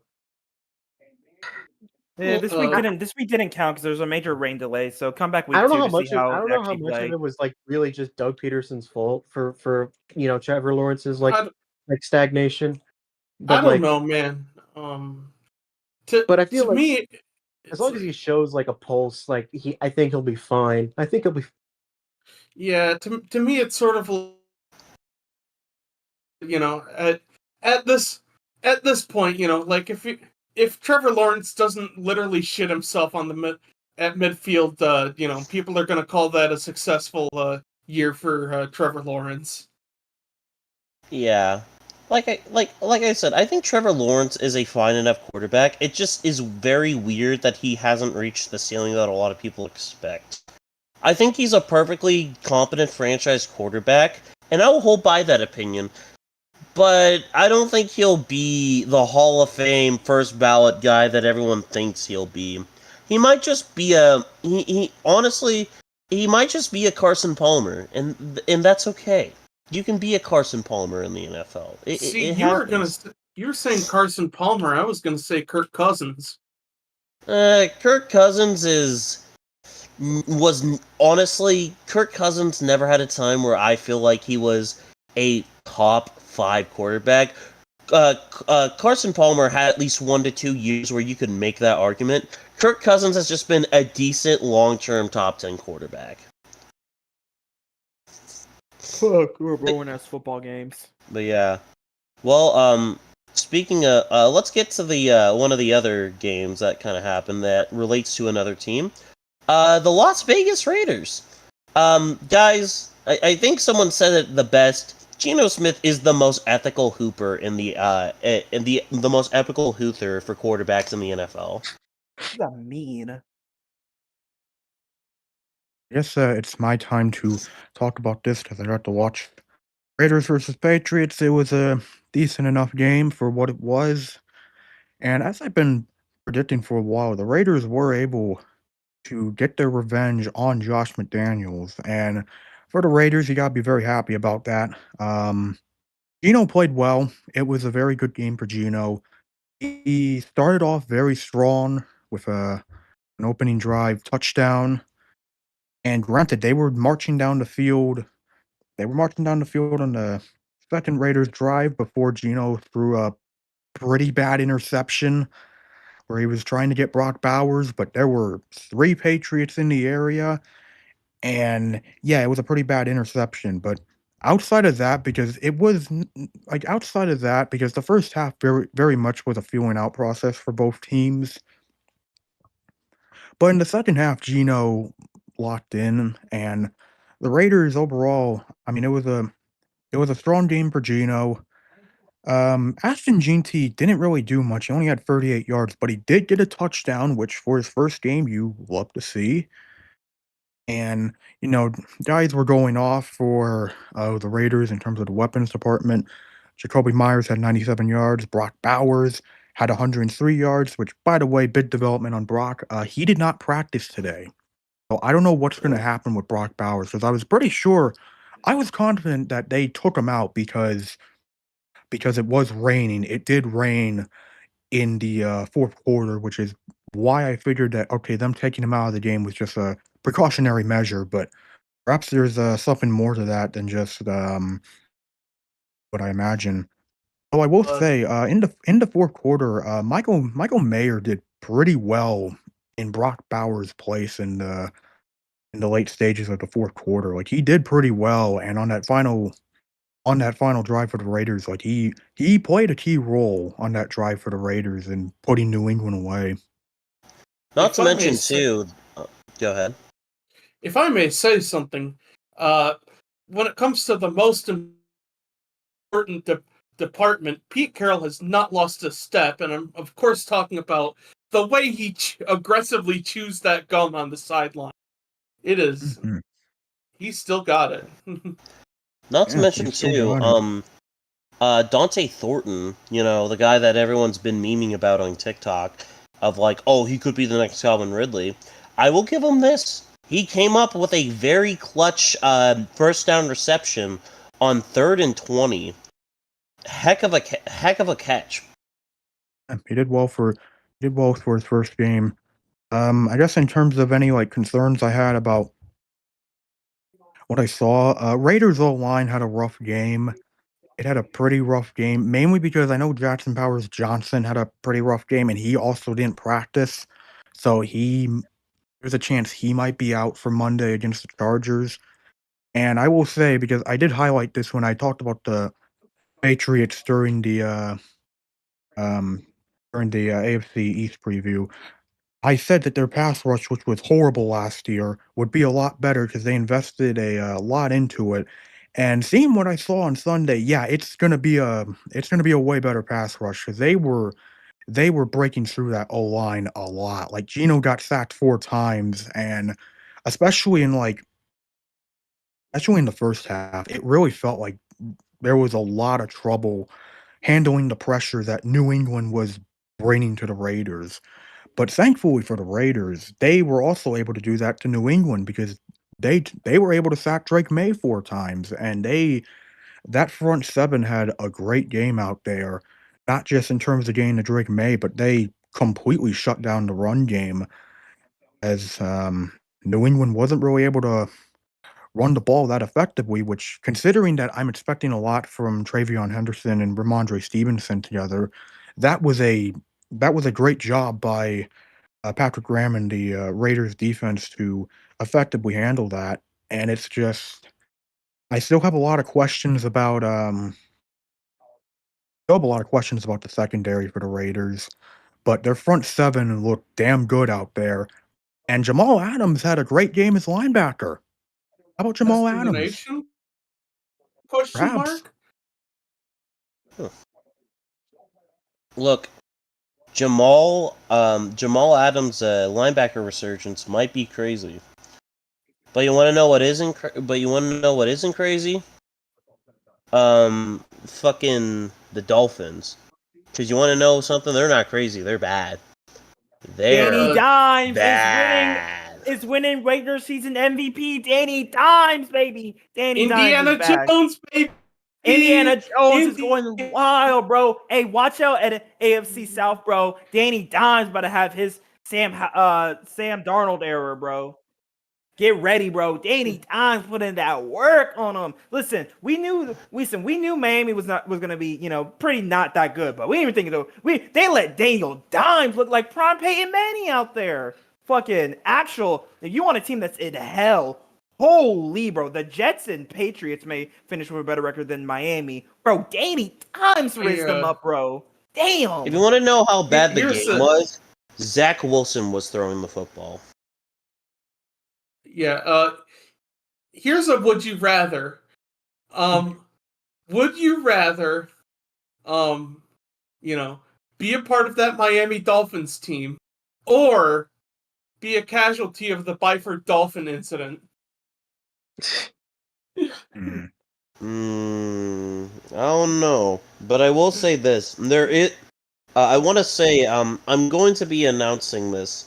Fucking Tua's brain is the mush. Dolphin. Well, yeah, I'm but sorry. Go ahead. Sorry. No, you got first. No, I'm fine. Oh my God! Touchdown, New Mexico. Yep, touchdown, Oh New my Mexico. God. Good lord. But yeah, currently the only thing that this Miami team has going for them right now is Devon Achane. And I just want to say, man, he got the ball 7 times yesterday, and he still got more yards than almost half the fucking offense. Actually, Devon Achane accounted for over a third of the offense yesterday, on Sunday. So guys, Devon Achane stocks are up. But you want to know what isn't up? The Dolphins. Look, they might have a chance against the Patriots this week, but I don't know, man. I think Drake May might fucking cook them. I think if they give up like a shit ton of points against the Patriots, we might have to have 0-17 conversations with this Dolphins team. Oh no! Even worse. Even worse. I don't know about that. 0-17. There's a game against the Bills coming up on Thursday Night Football. Remember That's where the what real conversation happened is. last time? Tua has horrible luck when it comes to playing Thursday night because that is always when he gets injured the absolute worst.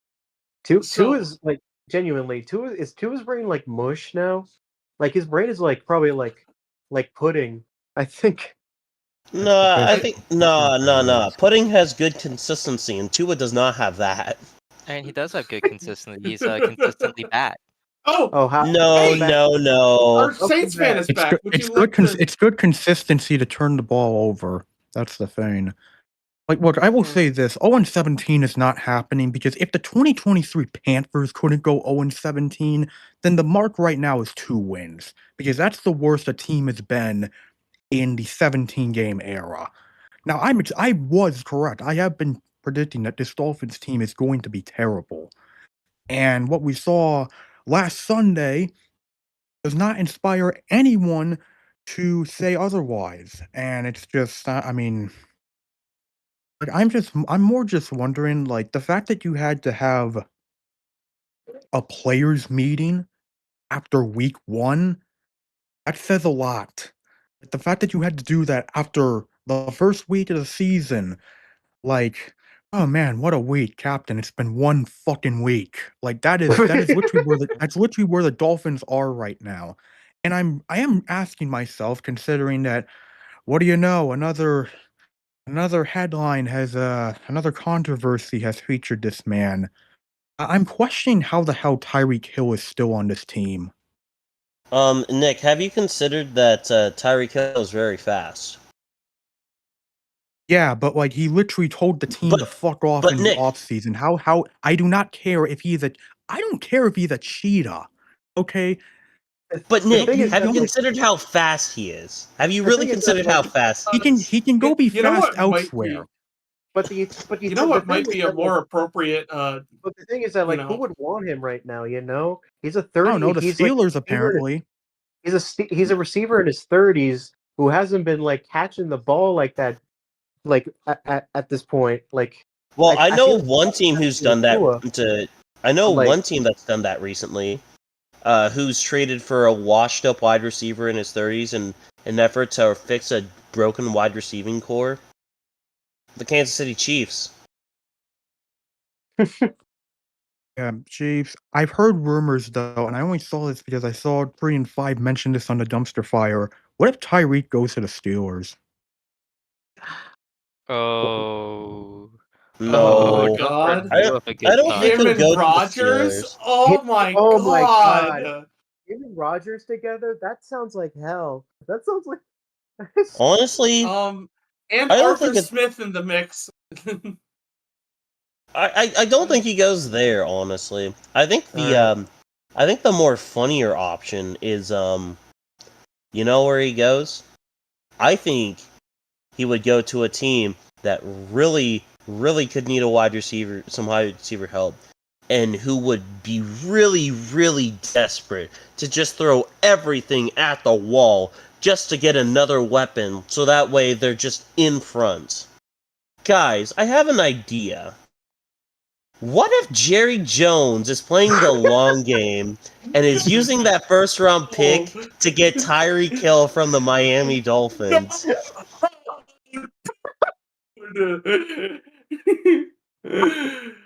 Oh my God! Luke, get back here! Get back here, Luke! You That's have genius.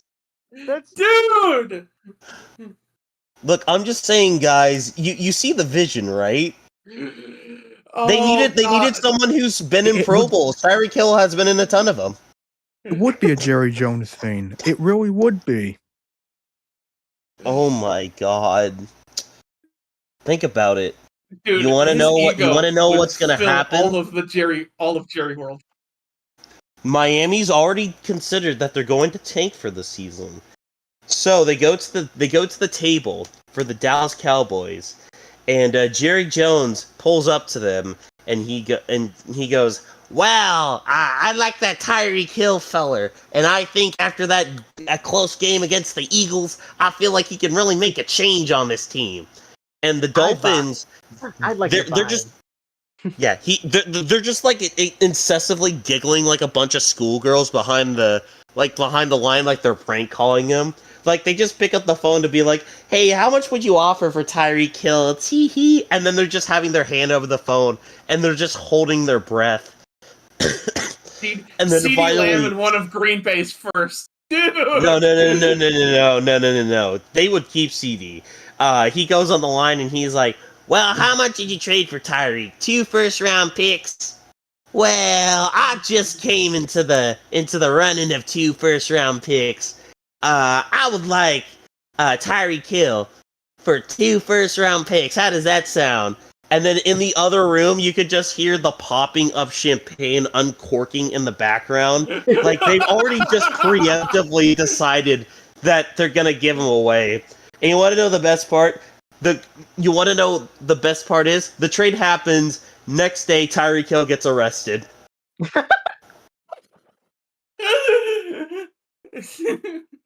He got arrested making his way to Dallas. Yeah, you know, man. For robbing an old person. Well, no, the old person. Look, the Dolphins robbed the old person.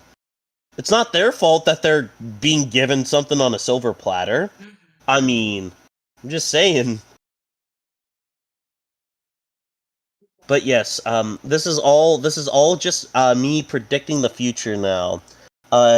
Jerry Jones will trade for Tyreek Hill on week 8 on a Wednesday night for 2 first-round picks and a 3rd-round pick in return, plus Tyreek Hill. I'm shooting my shot. You know, that implies that if he's even alive until then. Well, look, I'm just saying, if the cancer didn't get him, the Dallas fans will after this trade. Yeah, let's not. It's Jerry Jones. Let's not pull a Jay Schlatt here, you know? Yeah. I am not responsible for. Look, I'm just saying, man. Jerry Jones really loves. It would be a great episode for his new Netflix documentary, "How I Ruined the Dallas Cowboys."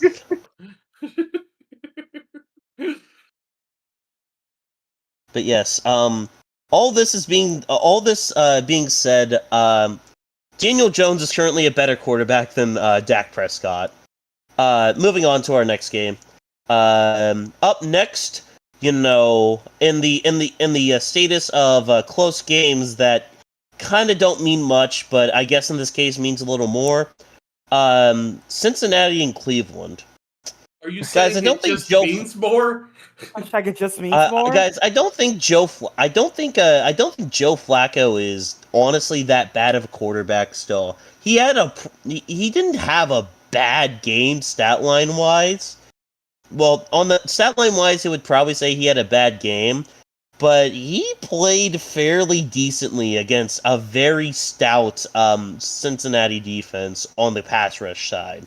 I don't like using the out for Cincy's defense, but I'll give them credit. They were as much criticism, and they have gotten so much criticism this offseason as that defensive unit has gotten. They played great in the second half, and I can give them credit for that.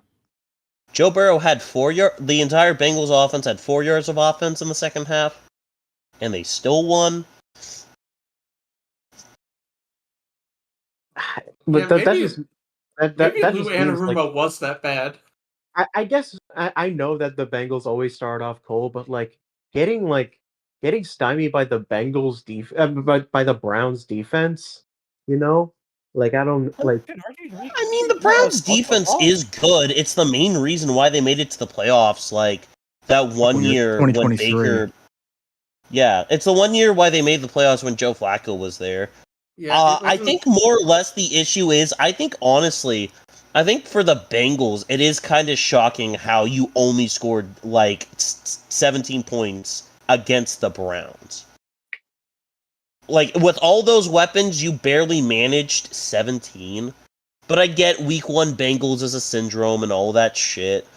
All that shit that they want to push. Yeah, considering the history of Week 1 Bengals, 2022, they lost to Mitch Trubisky. Yeah, it was Mitch Trubisky. That was when he was with the Steelers. I remember.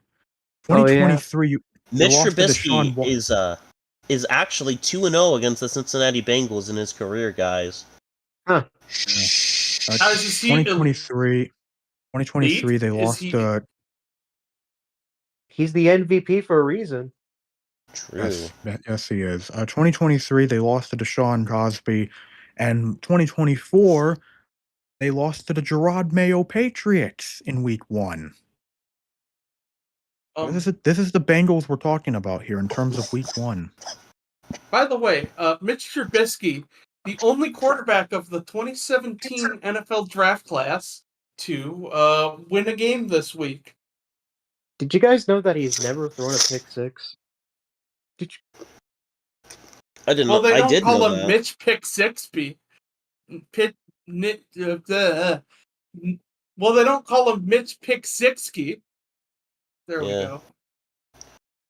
But I mean, honestly, if you're the Browns, that wasn't a bad game. You kept it close for most of it. It could have been so much more worse, honestly. I think this week, though, they're probably not going to be too happy when they go up against the Ravens, especially in Baltimore after that loss. But hey, the Ravens did lose to the Raiders last year.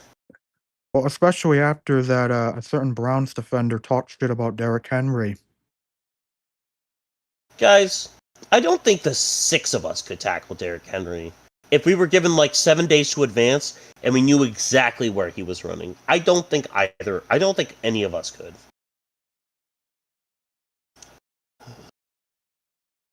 But let's get into the more interesting games of the stretch. I might as well rip the Band-Aid off of the 1 o'clock period game. Actually, no. Yeah, I might as well. So guys, I'm just gonna say this right now. This was a battle of 7 and 10 teams going at each other, and I think a lot of people are really overhyping this game. And both of these teams, of the matter of fact. And believe it or not, I'm not talking about Bucks Falcons. I'm talking about Steelers Jets. Both of these teams are going 7 and 10, and yeah, they put on a very good football game. But like, I'm sorry, Aaron Rodgers threw 4 touchdown passes. You're telling me that like he's back, even though he was supposed to be back on the Jets? Be so for real. Be so for real. Both defenses didn't show up. Yeah, I mean, both defenses didn't show up. Granted, it was a revenge game. It was a revenge game for both QBs because Rodgers going up against the Jets, Fields going up against the Steelers, and the way they played, you could tell it was a revenge game for both of these quarterbacks because they both played very well. I mean, one could argue this may have been the best game Justin Fields has played in the NFL. Shame Garrett Wilson had to drop that pass on 4th down, but I mean Fields played great. And as much as I hate to say it, and I'm really hoping in terms of like in terms of how I see this for Aaron Rodgers, there's 2 ways this is going to go with him. And one is a route that a lot of people don't want to see, is this is going to be the year of a 2009 Brett Favre resurgence. And I know people don't want to see that, but if the Steelers want to do their bullshit, and Aaron Rodgers sure loves doing his bullshit, then something like that is possible. But on the other hand, what we saw Sorry from... about the guys. Speaking of the Browns, I had to take them to the Super Bowl for a quick minute. I got that from Zombieland. Yeah. But the other scenario I had in mind with Aaron Rodgers is that this could also just be like one of those games that like he could very well be in for like a Kirk Cousins type of season that we saw last year, where he'll have a great game. He'll have a great game here and there where it's like, where it really just surprises you how great he played, and it really surprises you because of how bad he is the rest of the year. And that could be something we see with Rodgers here, or there's the other scenario where he's just inconsistently mid. And that could be very possible. But Rodgers did what he had to do. The Steelers did what they had to do. Granted, their run game had a pretty bad game. They only had 53 rushing yards. And granted, of course, a lot of focus is on Rodgers, and Rodgers probably had blood in his mind about wanting to torch the New York Jets. And yeah, I mean that plan worked. And I know the plan worked for everyone because Arthur Smith got to give Jonnu Smith a touchdown. Yeah, pittiness and spite is pretty much the only thing Rodgers has going for It him. really sucks because like Justin Fields had like a career day. That was like the best. That was like the best like game he's ever had. Like If they don't Yeah. muff on that kickoff, they probably win that game too. The issue with Fields is I just don't think he's still in a position to succeed. Despite him playing well, I don't think the Jets are going to be the team that finally fixes him. Like, no offense, if the Bears couldn't fix him, I don't think the Jets will. And I'm fine to be proven wrong and everything. I don't think this is, to be honest, I don't think this is about if Fields is getting fixed or not, because I don't think anyone is fixing Justin Fields. But I do think Justin Fields, which I said in the AFC East previews, if Justin Fields can go on like a Tyrod Taylor arc, like what Tyrod Taylor did with the Bills all those years back, I think Justin can suit himself pretty well with the Jets, considering what the Jets have had to go through. No, if Justin Fields wanted to get fixed quick, as far as quarterbacks go, we all know he'd go to the Kevin O Clinic. No, he'd go to the Niners. Which, speaking of which, we might as well get to that game, since Luke's going to be out for the rest of the night. I'm going to be real. I don't like the Niners. And I don't mean that as like I don't like their team. Obviously, my opinions on that are very clear. I just don't think that after that game, I'm inspired at all by anything their team puts out. Well, I mean, it really doesn't help that once the game was over, it felt like the whole team embodied the spirit of Lamar Houston and just like everything broke after celebrating. Yeah, obviously there's the elephant in the room with the fact that Purdy's going to be out for like 2 weeks to perhaps over a month, and Matt Jones is going to have to start, which Matt Jones versus God, I Rattler. bro. Mac I wish Jones I had YouTube. versus I wish I had Desmond YouTube TV, Ridder. bro. I want to watch Must fucking. see TV. I want to watch that game, bro. That would be. I want to watch that. Since my team plays Sunday night, bro. I want to watch that. Please, NFL, please give me that game. Please give me that game. I want to watch. I can look that up right now, because they normally put out a map. Put that shit on Sunday Night Football. Oh God, bro. Like that would have been Matt Jones versus Spencer Rattler. Would have been like a peak Thursday night football game when Thursday night football was at their absolute worst. That's what that kind of game would have been. God, I would be. Yeah, that's that kind of Thursday night football game wait. Like Ren, Joe Buck is half in the bag. I have bad news. You're getting Giants Dallas. You know what? Can I say, hey NFL? You know what, NFL? You just lost a viewer. You want to know what's better? You want to know what's the NFL? Hey, it's okay. Both Nick and Jugger also get Giants Dallas. Meanwhile, me and Spencer get Chicago Detroit. Well, no shit. Boy, you live in the Midwest. That's no shit. I can't wait to hear my mom go like, very disappointed in Ben Johnson. Very unprofessional how he left the Lions like that.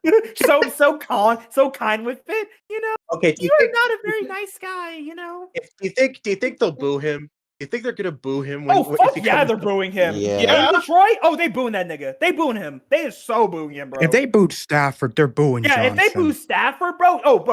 Ben Johnson's gonna walk out. You're about to hear a. Nah, Ben Johnson's gonna get a brick thrown at him. They're gonna Yeah, throw I'm like gonna throw the Detroit brick at him. style pizza at him. They're gonna throw an They're Eminem gonna- album at him. They're gonna throw Eminem's Oh, book hey, at him. hey! No, That's taking it too far Not- here, all Not right? Eminem, not Eminem. You know, like Eminem. No, they throw a Run DMC album at him. No. Insane clown not Run. posse. Insane. Kid Rock. Kid Rock. Oh, Insane clown Fucking. posse. They got a copy damn. of Devil Without a Cause on CD, and they just whip it out of. Ball with the ball, this motherfucker.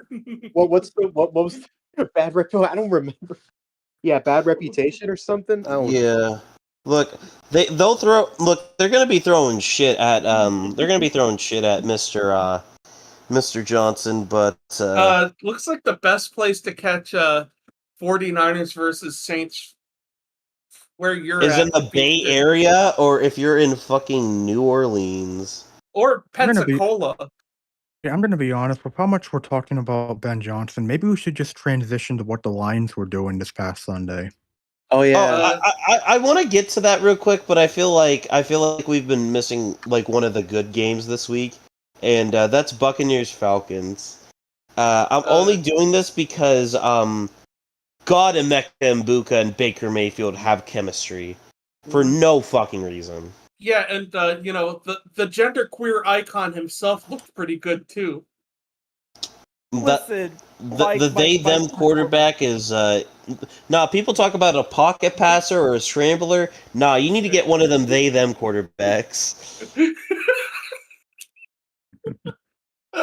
You heard of they-them pussy? How about they-them QB play? They them The passer. radical left They is them at it pass. again, folks. What happened to my straight white quarterback who didn't run around in the pocket, who took his Tom Brady died a like while man? ago, Grandpa. Back in my day, QBs were sacked like men. Back in your day, Grandpa, Drew Brees still didn't have an MVP win. You know more than half of the quarterbacks right now are black? That's crazy. Yeah. Yeah. This is some DEI agenda that they're pushing in the NFL. Were ethical. I miss when my black quarterbacks were ethical, like Michael Vick. No! I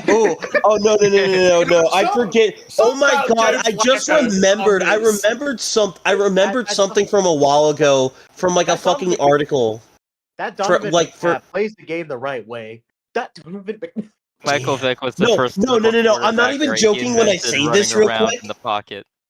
I'm not even joking when I say this real quick. I remember from a while ago, there was an article that came out that said, like, an offensive coordinator used to, like, scheme around David Garrard being a mobile quarterback.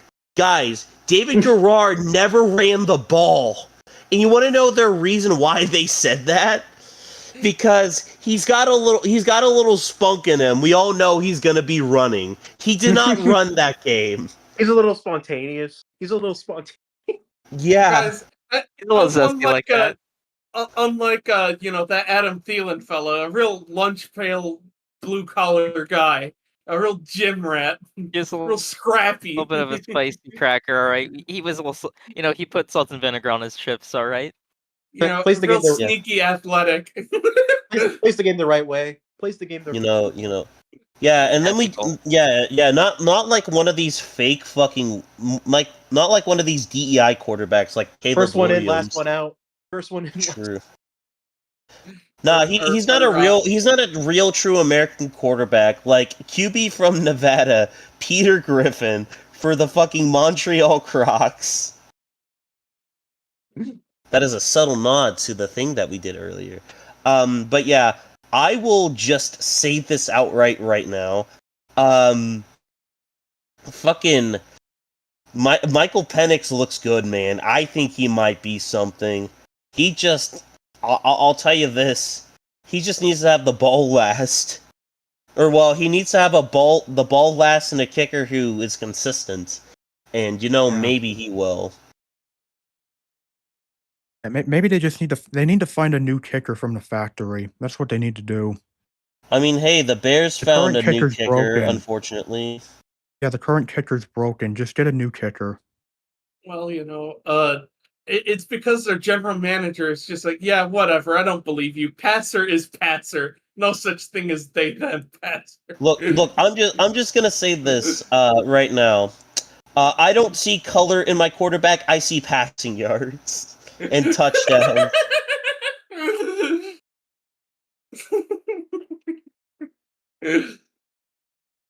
I just see Fair good down old fashioned football. I just see Yeah, Fair yeah. down gamer, is that I you? hate when these quarterbacks try to insert their running politics into everything, man. It really ruins the game. Shut up and Especially that throw. liberal Patrick Mahomo. Patrick Mobesity. Patrick So obesity Mobesity. means he was fat and he'd be an ethical quarterback because he wouldn't be running.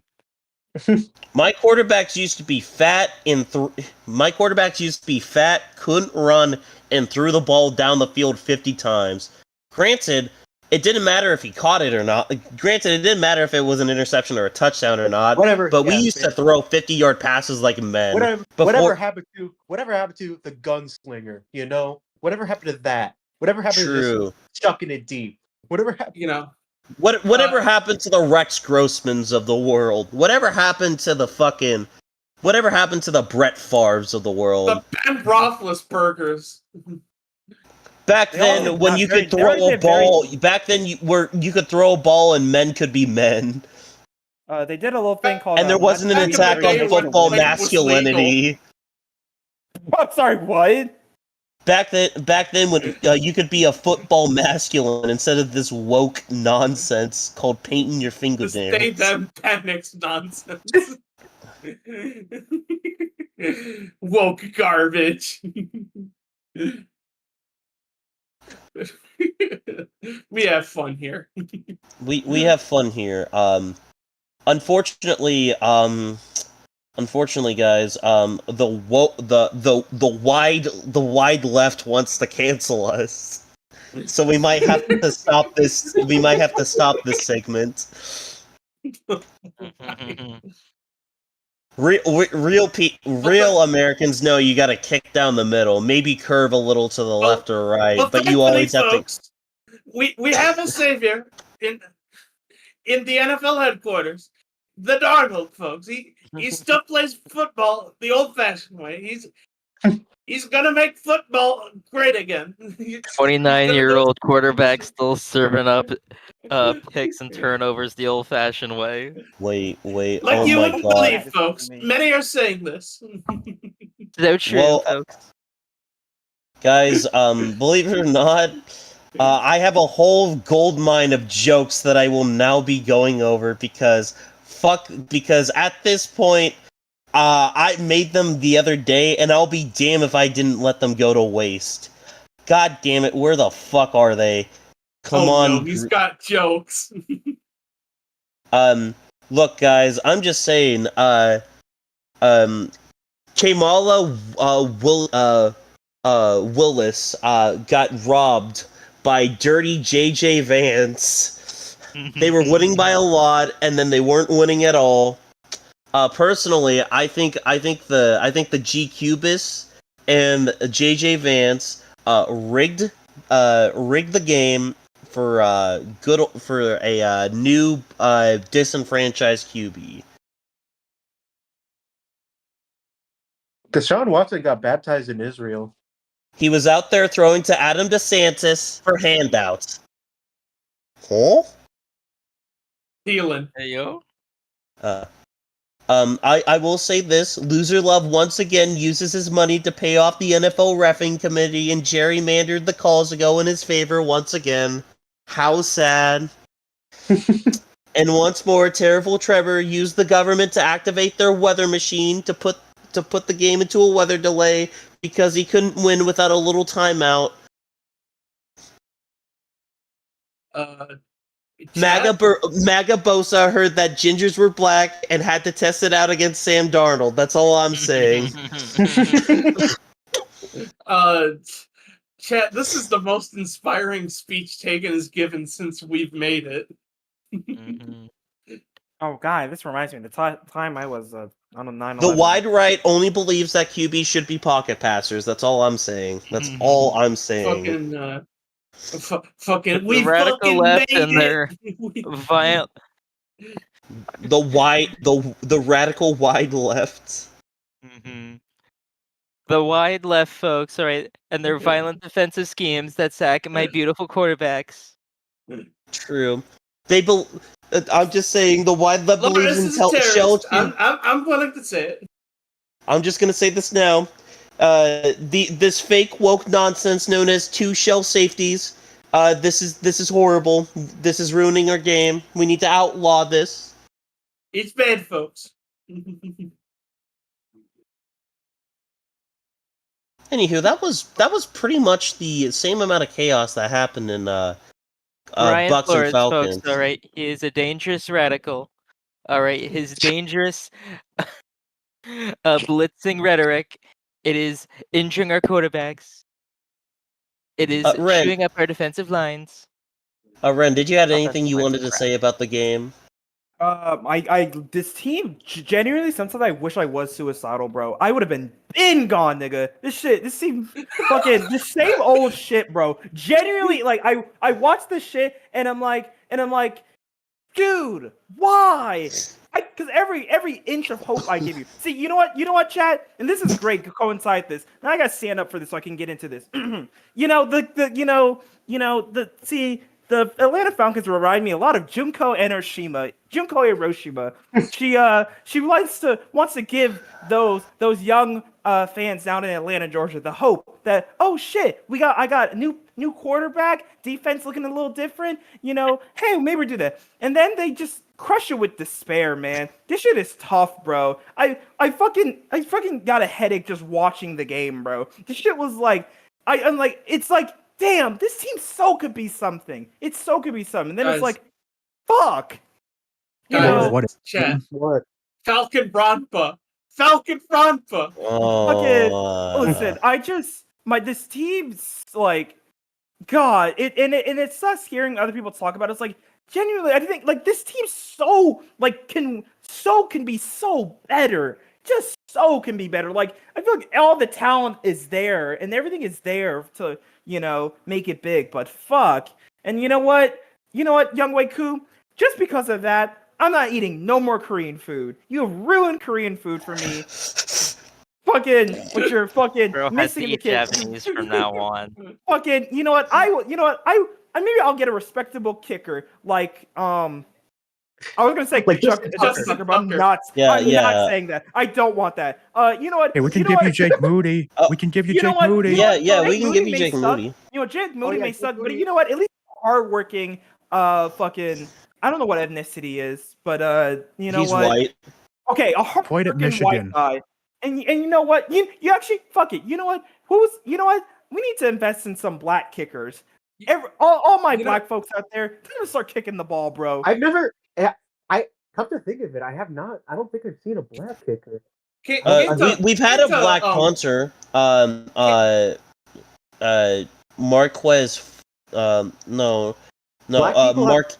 Black people have King? quarterbacks, and they. Yeah, and you know white what? people have Hey, kickers. who's gonna be the Jackie Robinson for the kickers, bro? Let's break the Who's gonna be color the barrier. Gene for You know kickers? what? Sure. In the wise words of my good friend, can't the fellow do a little kicking? Listen, can a nigga do a little kicking? Can he speak a little field goal? All I'm saying is, like, Koo has been off his mark the past few years, and I don't know what it is, but it really sucks to see a GOAT kicker like Koo be clutch like that. Like in Mercedes-Benz, when Koo comes to kick, we all say Koo. Now when that nigga misses, we're saying, get the fuck off the field, bro. This shit is ass, bro. I did the fucking Danganronpa. I played the Claire Debussy, bro. Like, this team could be better. It's so infuriating. It so can be better. It's like, that's all, man. That's all for me. It's just like, damn, it so could be better. It so could be better, man. It just so could be better. And that's all I can say is, like, this game could have been won. This game, like, if they, made a few, better stuff, Drake London catches some balls, the defense doesn't. The defense too, bro. Bro, Baker Mayfield is literally vanilla Vic, bro, when he plays us, bro. Hell, every QB, fuck, JJ McCarthy, nigga, is going to run buckshot over us on Sunday, bro. I don't know what it is with the Falcons and just not stopping a QB from running, bro. Any fucking QB can run on the defense. I don't know. Like, Baker Mayfield is sneaky athletic, and, like, I don't know why they don't try and, like, put maybe a spy once or twice, or just not allow, because as soon as Baker leaves the pocket, he is booking it. And I don't know why they just do that with every QB. It's like, this QB will, like, run buckshot, just running the ball And on here's you. the funny thing. Wasn't Raheem Morris the Rams' defensive coordinator? I Yes. guess I don't know what it is, man. Why are you struggling this bad on this side of the ball? It's just I literally don't know what it is, and it infuriates me because this team, the potential, unlike other teams, it's like the potential for this team to be good is there. It's like, so it's there, like it is, like the weapons, you know, just like it's there. It just, I don't know, they can't execute it, and Are you okay? And they're it killing him. makes me They're upset. killing Taegan. The Falcons Yeah, are killing they're Taegan. anyways, my final thoughts is fucking God, like, the Panthers may win the division, may be second place in the division, bro. Like, this division is Tampa's to lose, but damn, it would be nice to win it for once. That's all. I really thought. Sorry about that. I really thought your final thoughts are going to be, you should kill yourself now. No, I've already said my thoughts. I'm not eating Korean food anymore. So until Youngwei Koo learns how to make a field goal. Well,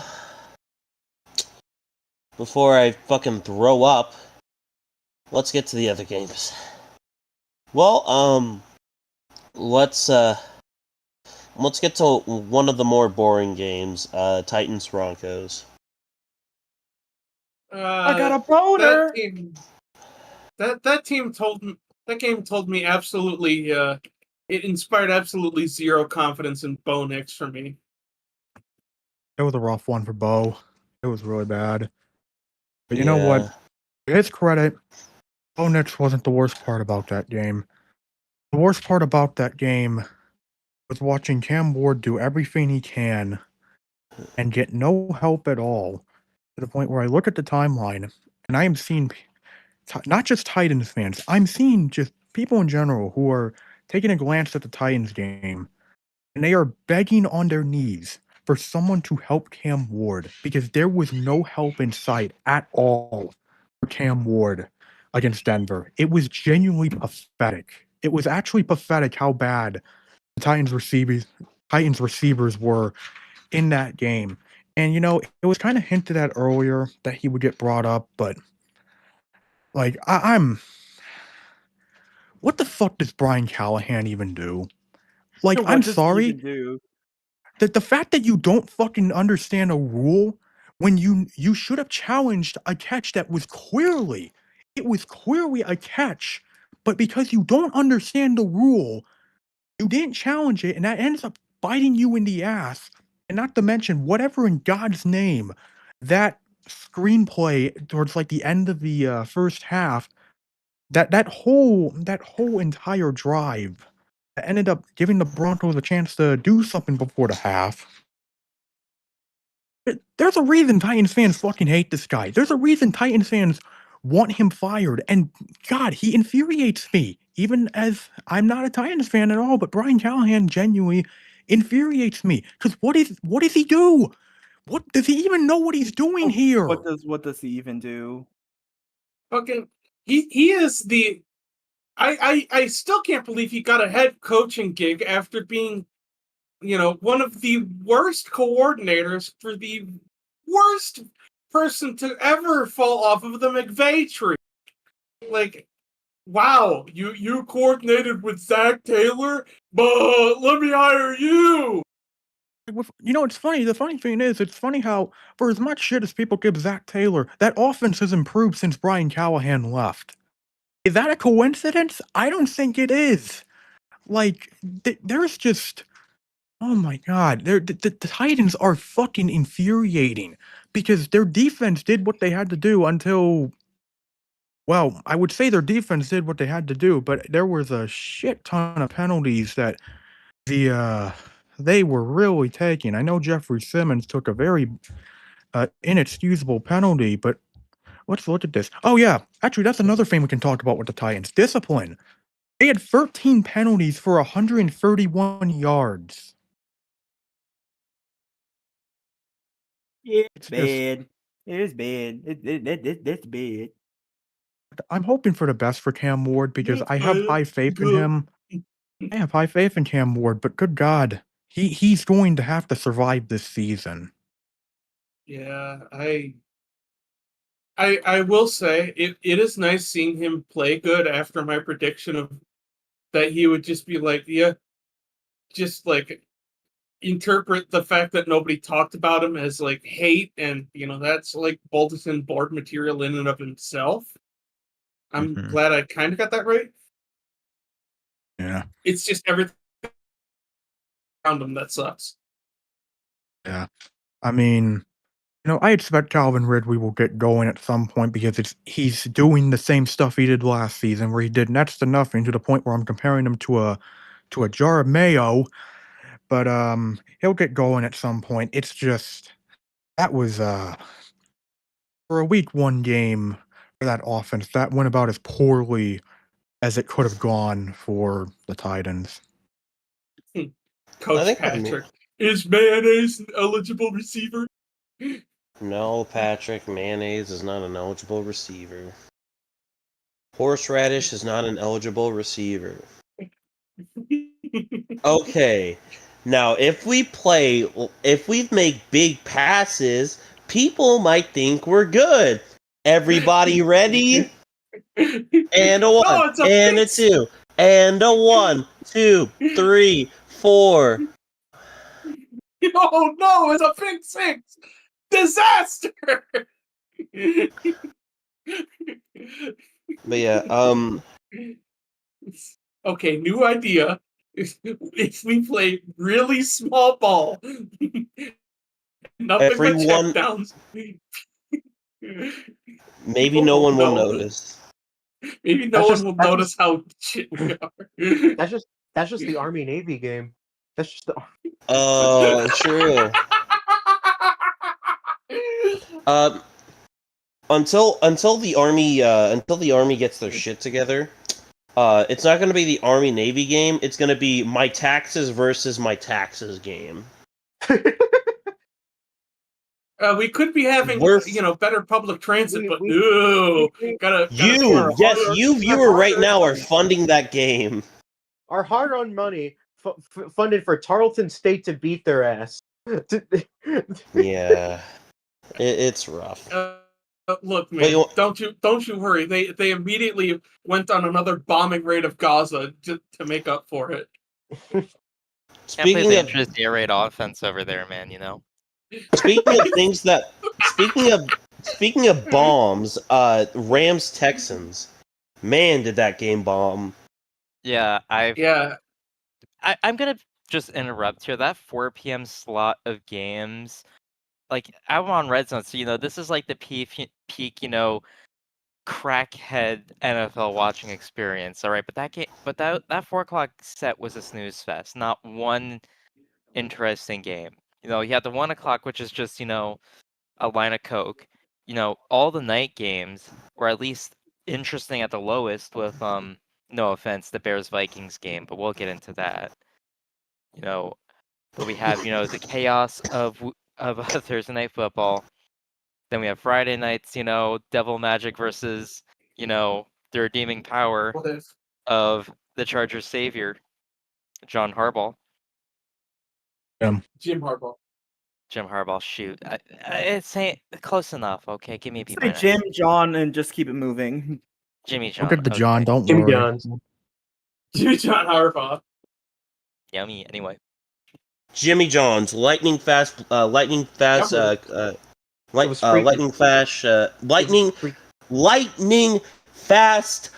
chokes. God damn it! It was over with like 1 o'clock games. I mean, they're either at least entertaining blowouts in the sense that we get to laugh at how pathetic the Dolphins are, But most of the other games were at least were good games, you know. But then it's just immediately me. At least, yeah, we didn't even get any good jokes of like, oh, Matthew Stafford is clearly a body double. Well, he definitely played like Matthew Stafford. I'll give them his clone that he played like Matthew Stafford would. Just barely doing enough for his team to get by. Very, you know, very faithful recasting, I must say. They could have gone the lazy Hollywood route and just given the role to Chris Pratt, and nobody would have cared. But you know, it's a Matthew Stafford. Wahoo! B. I Stafford. spent all my time scoring touchdowns. Making, getting my teams up for field goals.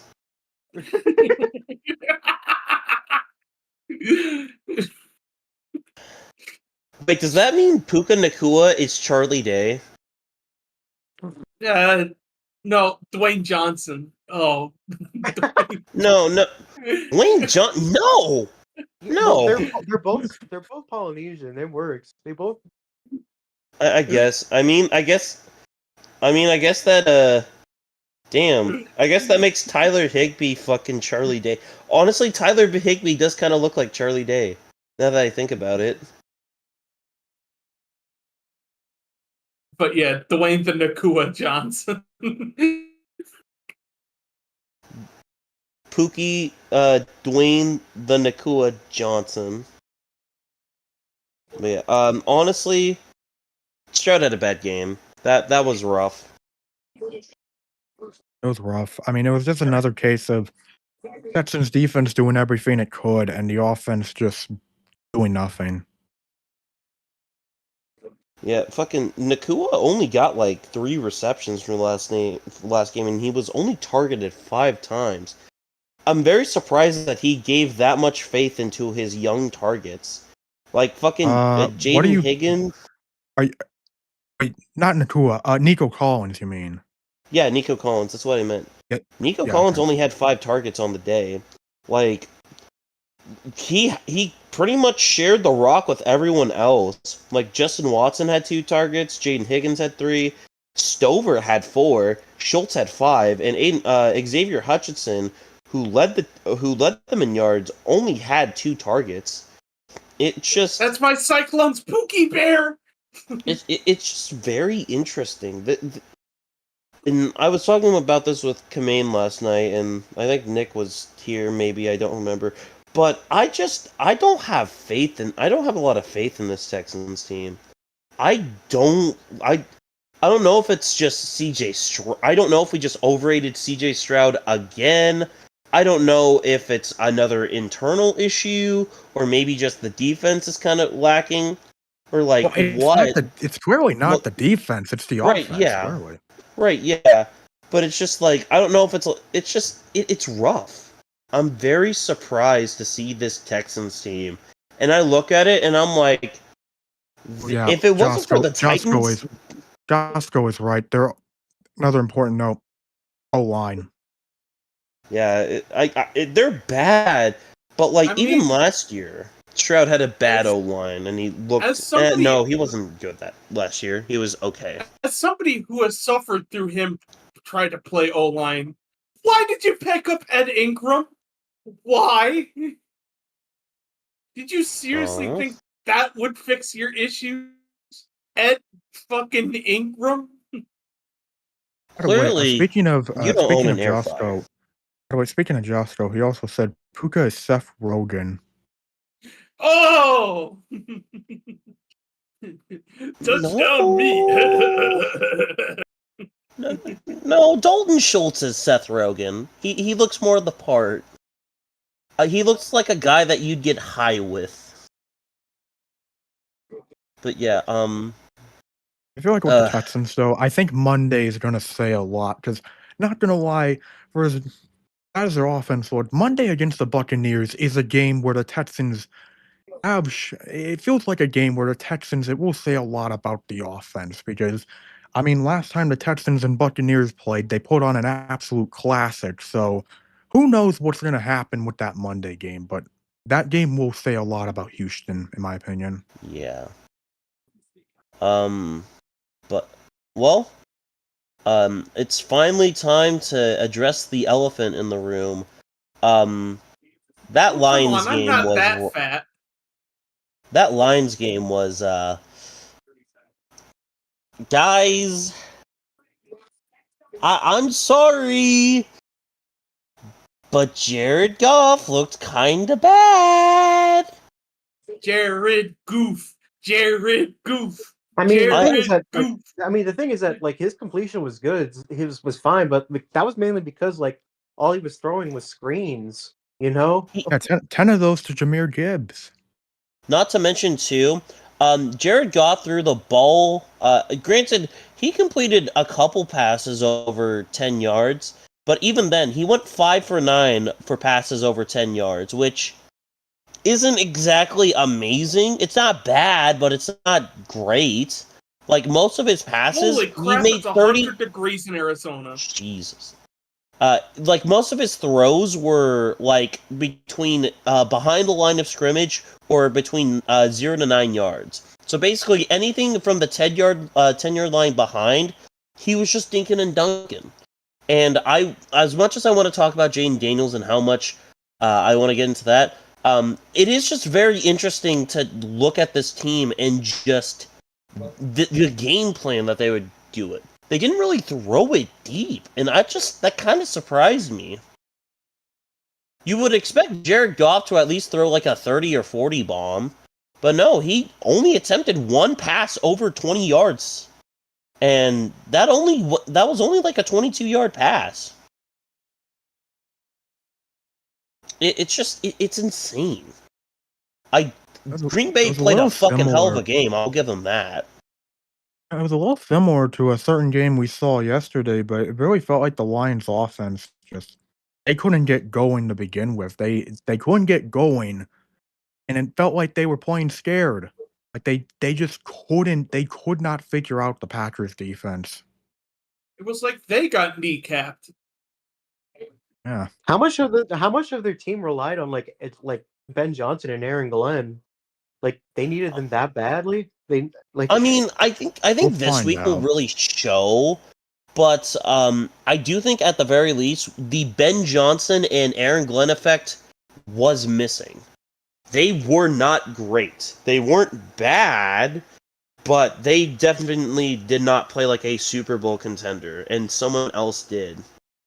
And I will say this: I don't know how many pressures Aiden Hutchinson got, but it really did feel like he got locked down last game, for sure.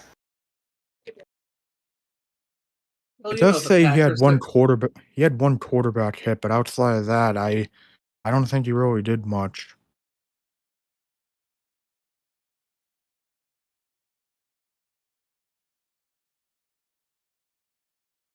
Oh I my don't know. god! Fucking Dwight Schrute jump scare. Hmm. Wait, what happened?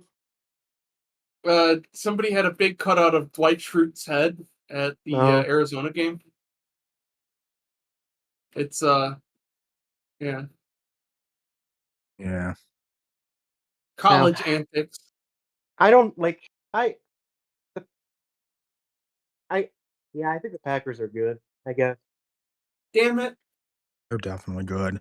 Oh, Such to say, but they are good. Tough scene. Yeah.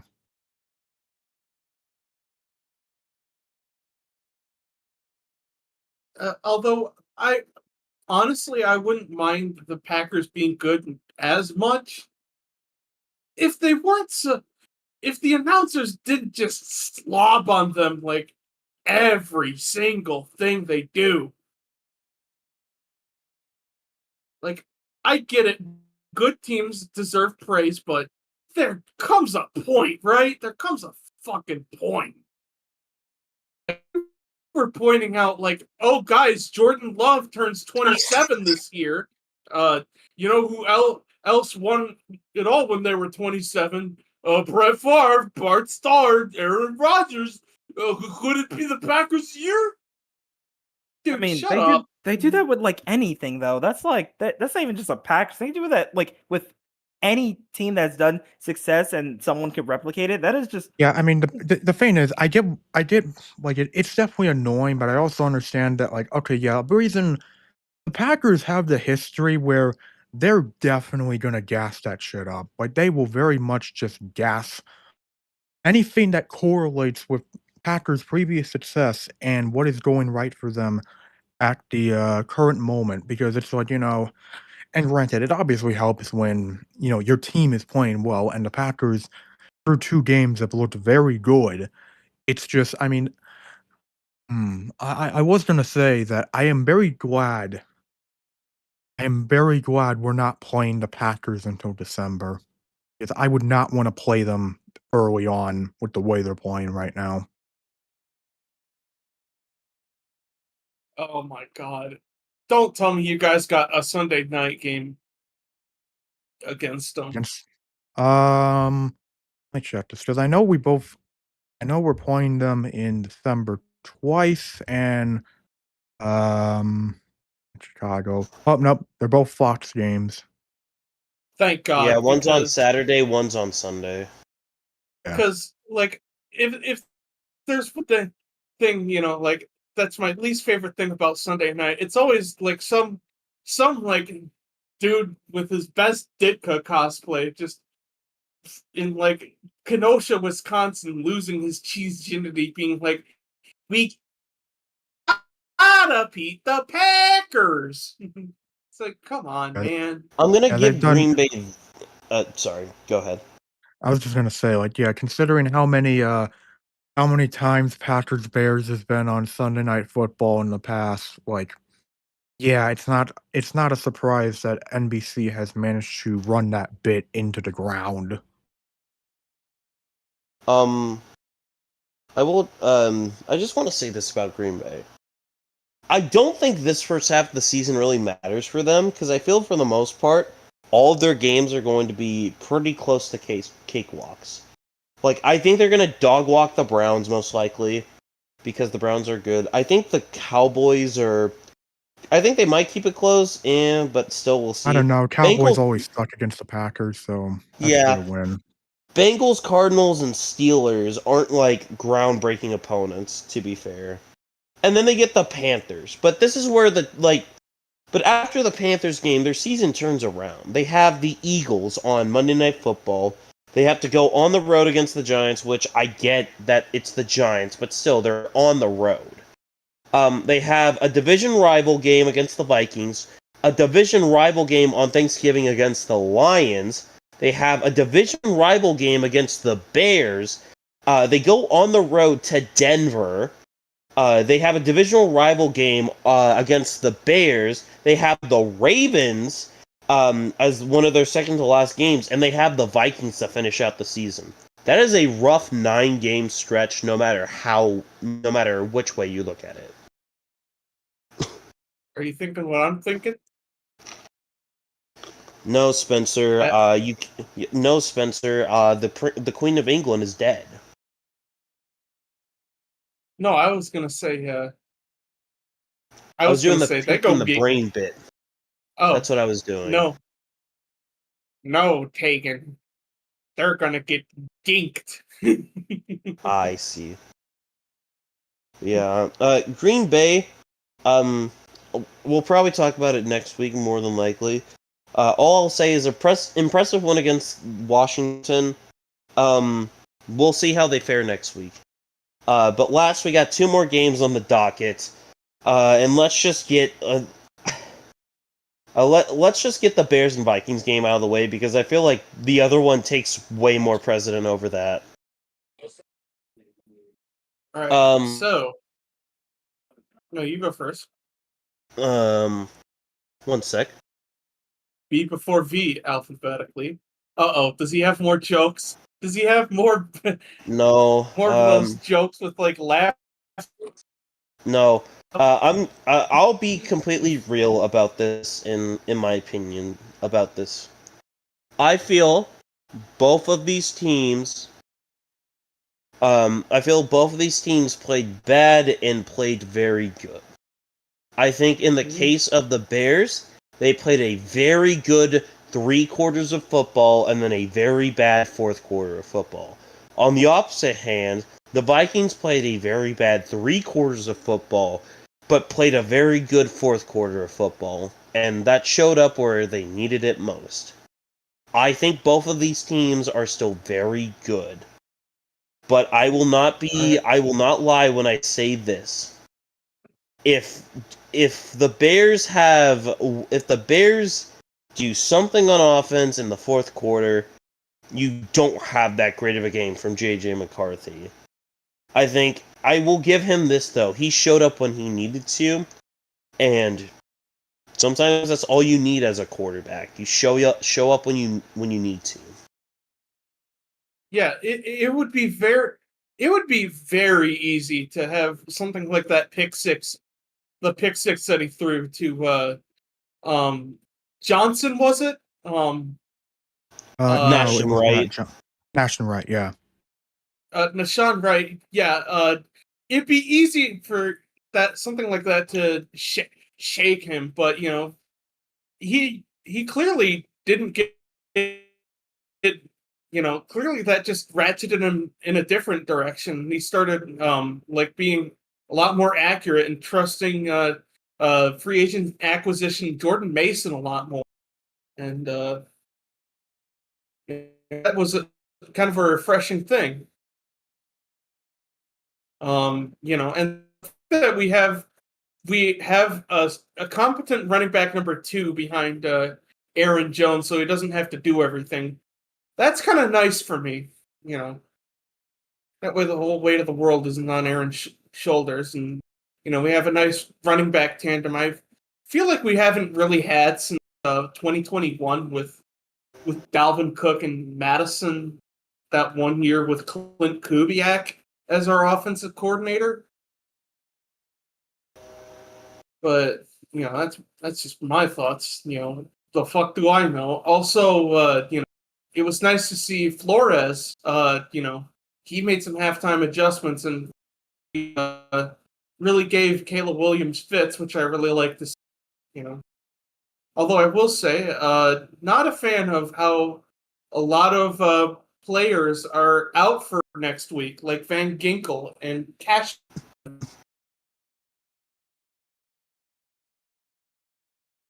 Not great. Yeah. Nick, is there anything you had to say? I said pretty much the same thing. This game showed why it's 4 quarters, not 3. And I've seen a lot worse Bears games in the past. There's been so many worse Bears games than before. Well, compared to this, there's so much worse. But that one definitely, that kind of stung in terms of how it felt losing that game. It definitely stunned because we were the better team for the majority of the game. But that 4th quarter, it just completely got flipped on its head. And looking at it, I mean, JJ McCarthy played terrible for 3 quarters, but played great in the 4th. He did what he had to do. And the Vikings' run game was really a big reason why that comeback started, especially on the legs of Jordan Mason. It's just, I think the big thing that killed the Bears in the second half was, the offense went quiet. The defense was clearly out of gas. It was clear that the defense, despite doing everything they could to contain the Vikings, they just ran out of gas. And honestly, it's why I'm not that mad at the defense, because it's like, you can only hold a Kevin O'Connell offense for so long. You can only contain it for so long, especially when you're down guys like Johnson Gordon and TJ Edwards. Like, it's not something you can usually keep up for an entire game unless your defense is elite. And granted, I do think the Bears defense impressed me at times, but it very much isn't the type of defense to be able to hold down a O'Connell offense like that. And granted, I feel like Caleb played very well in the first half, but that second half was definitely rough. And from what I saw, he was making the right reads. He knew where to throw the ball, and he was escaping situations very well. It's just once once Flores put on that adjustment after halftime, the Bears offense just couldn't figure it out, and a lot of credit needs to be given to Brian Flores, who once again put us through had to whip out his big blitzing cock for the millionth time. Yeah. Get Because that, bro. There are people watching. There are families watching this, man. Put that shit away. by the way, I for the record, I also Tree While and you're 5 are upset, well aware no of the DVC equals anger. Tree and 5 are That- big blitzing cock But now, thanks to me. So yes. uh, you um but yeah, it just the offense just couldn't figure out the adjustments that Flores made. And by the time they started to get going, it was just too late.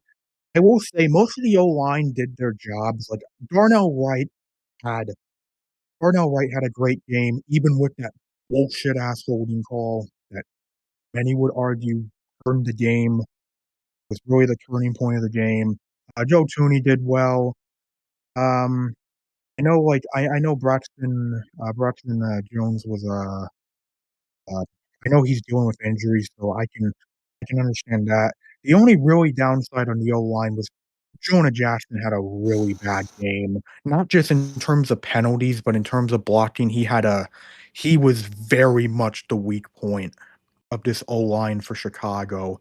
But it's just Yeah. like I feel like I'm confident in the Bears um bouncing back at some point. Like I want it to be this week, but I know damn well Detroit is going to be very pissed off after what they went through against Green Bay, home opener at Ford Field, and you're facing Ben Johnson and Ben's return to Detroit.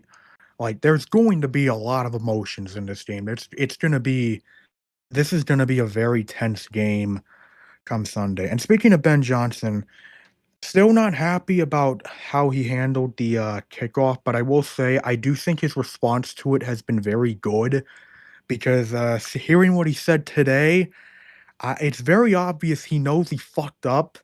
And I can tell he's tired of being asked about it because he said, "It's Friday, we're about to be playing Detroit."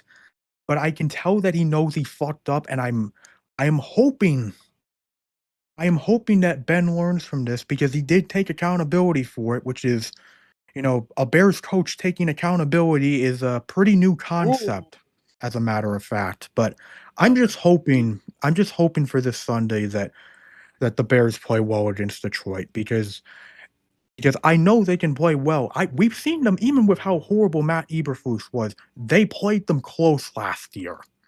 They played them very close. So I'm hoping for something good this Sunday. Uh, all I'm saying about Ben Johnson is, if he starts telling people to sit up straight, he might have learned from the wrong Detroit coach. Is all I'm saying. Mhm. Because he was technically a Patricia hire, if you didn't know. Matt Patricia. Ah! That's Matt Patricia's don't scare. Yeah.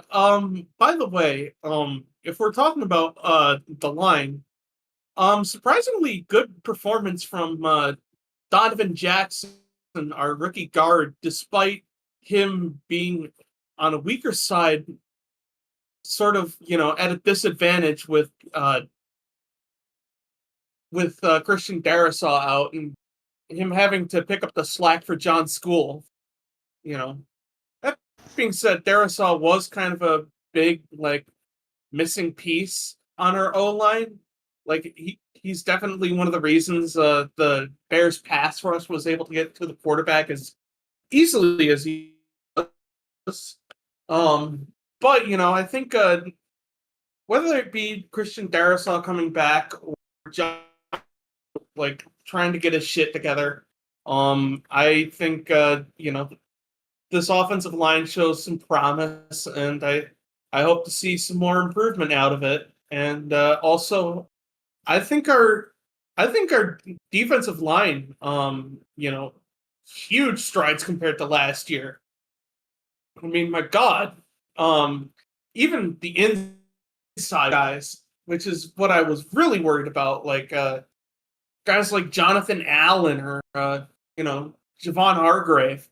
People were saying, like, as the purchases were happening, oh, this is like the biggest mistake the Vikings could have made. I mean, if week 1 is anything to go by, I think booming success, honestly.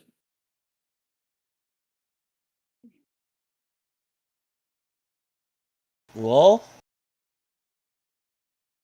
all that being said, we have fucking one more game left. That's right, And baby. by God. Titans Jaguars. Fuck, I'm hard from that. Oh, fuck. The shit. The shit bowl. Guys. Oh, the tank bowl. Guys, I just want to say this.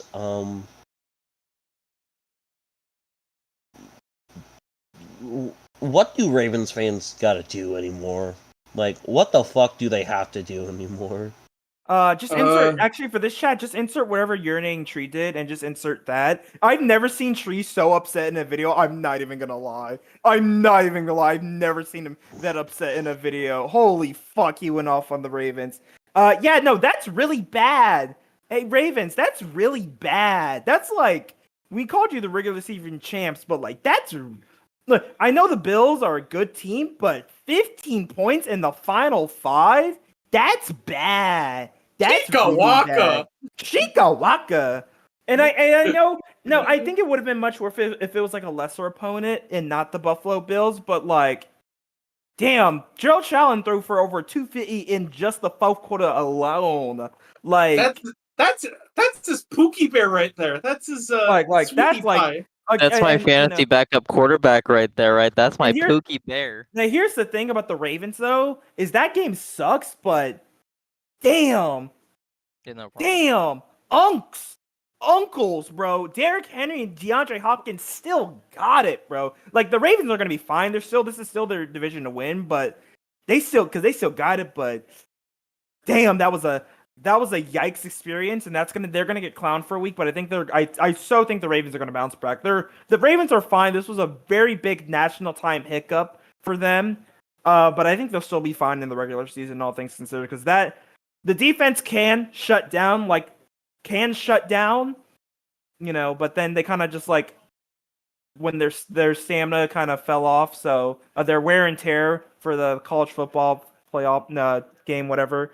And the offense still, when you as an offense put up 40 points, you're pretty good. Like, so I think the Ravens are gonna be fine, but just we all point and laugh at them for a week and go, ha ha, you blew a 15-point lead, ha ha. Like Lamar pooped himself and not in a Lamar way. pooped himself, ha ha, running back. I mean, to be fair, maybe Lamar needed to shit himself. Maybe that would have won them the game. Oh no! Haha, Lamar didn't shit himself. I mean, the thing with Baltimore is their offense played great, and even with, I know Derrick Henry fumbled late, but like, they scored 40. Like, their offense did everything they had to do, everything they needed to do. The defense just completely shot itself, and I emphasize the defense here for the Ravens, because even when Mike McDonald was with the Ravens, it always feels like the Ravens defense has one game where they just completely shit their pants. And this felt like one of those games where the Ravens they forget what defense is, and they pick the worst possible time to forget what fundamentals are of football, and it leads to what we saw last Sunday. Granted, I'm happy we saw it because it was an incredible football game, but for the Ravens, it just feels like it's a fundamental problem at times for Baltimore, when it comes time to put an opponent away. There's a reason it feels like every single time I see that scoreboard graphic of 10-point leads or more blown by John Harbaugh, every single time it gets bigger and bigger. Hey, listen, Ravens, come sit on the couch with us now.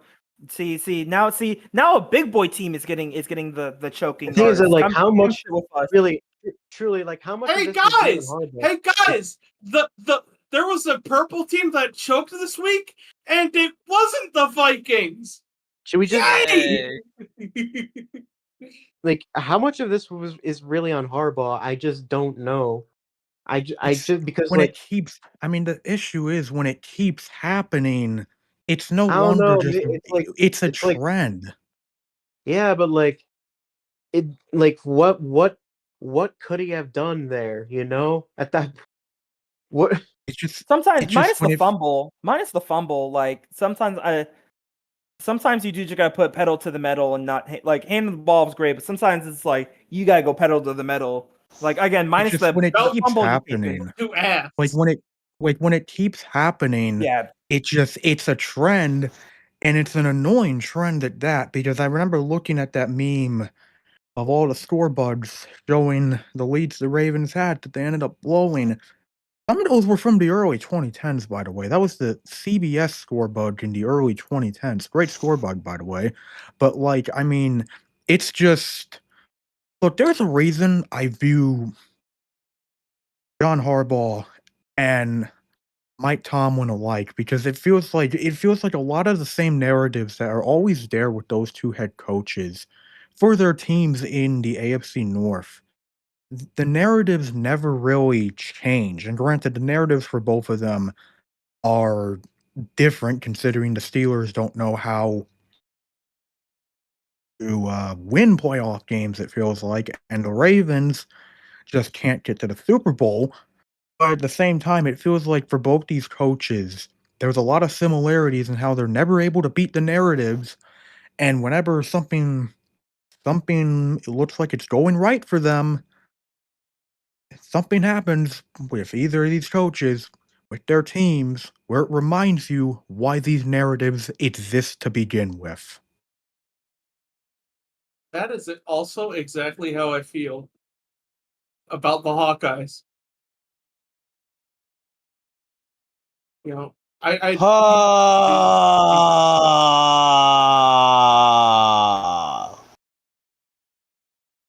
like I would easily put Kirk in the same here as Tomlin or Harbaugh. Man, guys, I don't know about you, but I'm getting tired. Oh well, you can leave. Anyways, what were you saying, Spencer? I was saying that you know, like the biggest tragedy to ever come from you know, no wait, hang on, let me try that again. Iowa Hawkeyes might be the only victims of Y2K because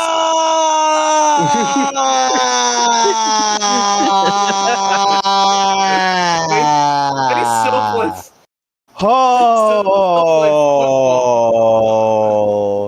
They still play football like it's 1999. That web bro who's desperate for attention. No, it's Who's very funny. desperate for It's no very funny. attention. It's very funny that Taegan's doing this, because it actually really does sum up how I feel about the Ravens right now, because I know the Ravens, they're gonna do this bullshit. This is the bullshit they're gonna do, and I know they'll be just fine. But all that's gonna matter with this team is what they do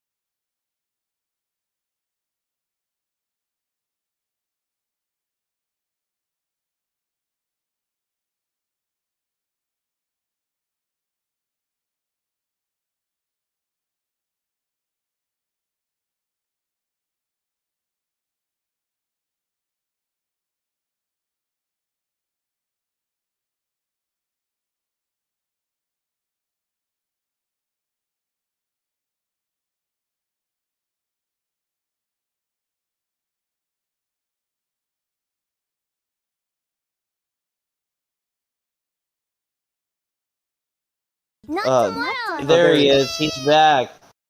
All right, we are back. Anyway, we Where were were we? talking about how John Harbaugh is a football terrorist, and also, Oh yeah. just the NFL Grant Kirk Broke. Ferentz. Oh, yep, there it is. Yep, all right, you guys are fucking. All right, you go, Oh, go, man. shoot. And we're back. And we're back. Better than Anyways, ever. closing arguments. Like this Danganronpa will wrap this shit up. Ravens will be fine. They just did a little oopsie day. Bills.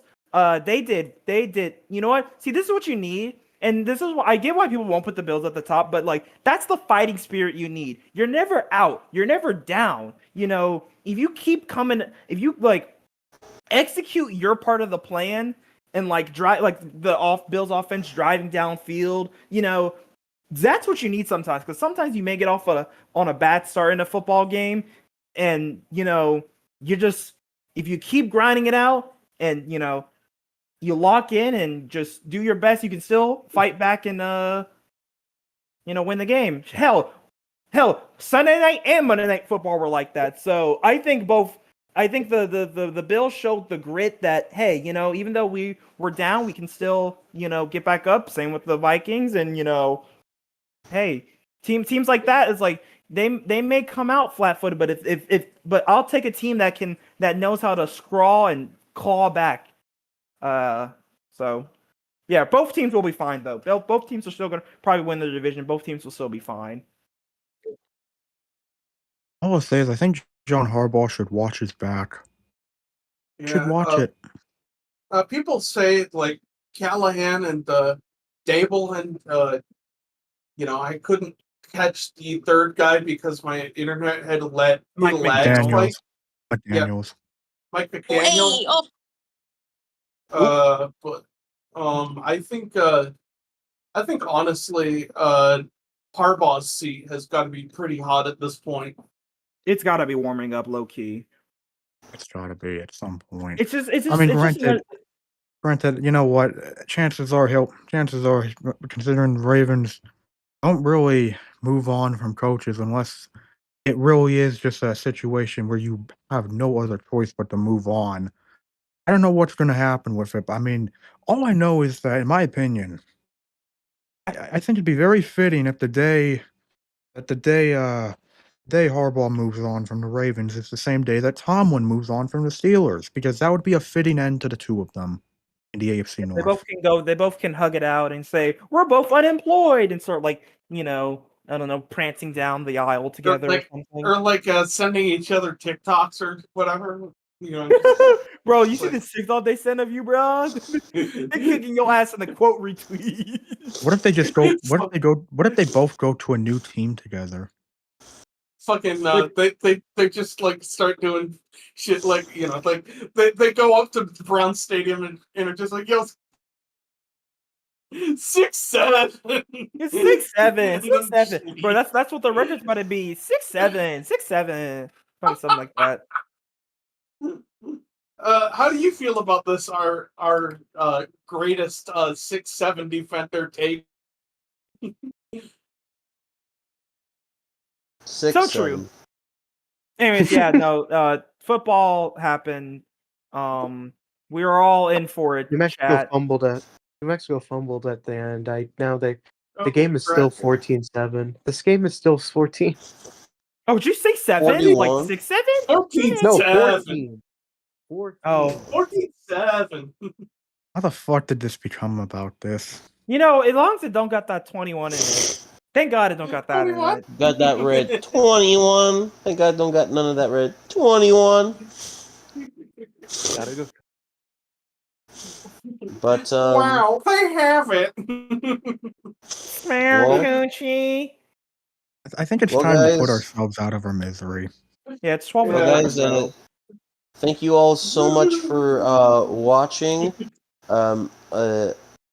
Like, comment, and subscribe. Also, comment, like, subscribe. Notification, like, comment, subscribe. Subscribe, And, comment, like, notification. Subscribe to our Patreon, or I'll break into your house and give you Subscribe to my Patreon, also known as my PayPal.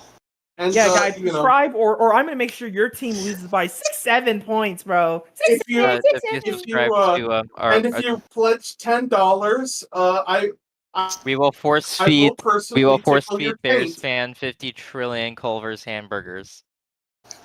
Oh, hell yeah. We're gonna fatten them up like a goose for We're gonna fatten them up, folks.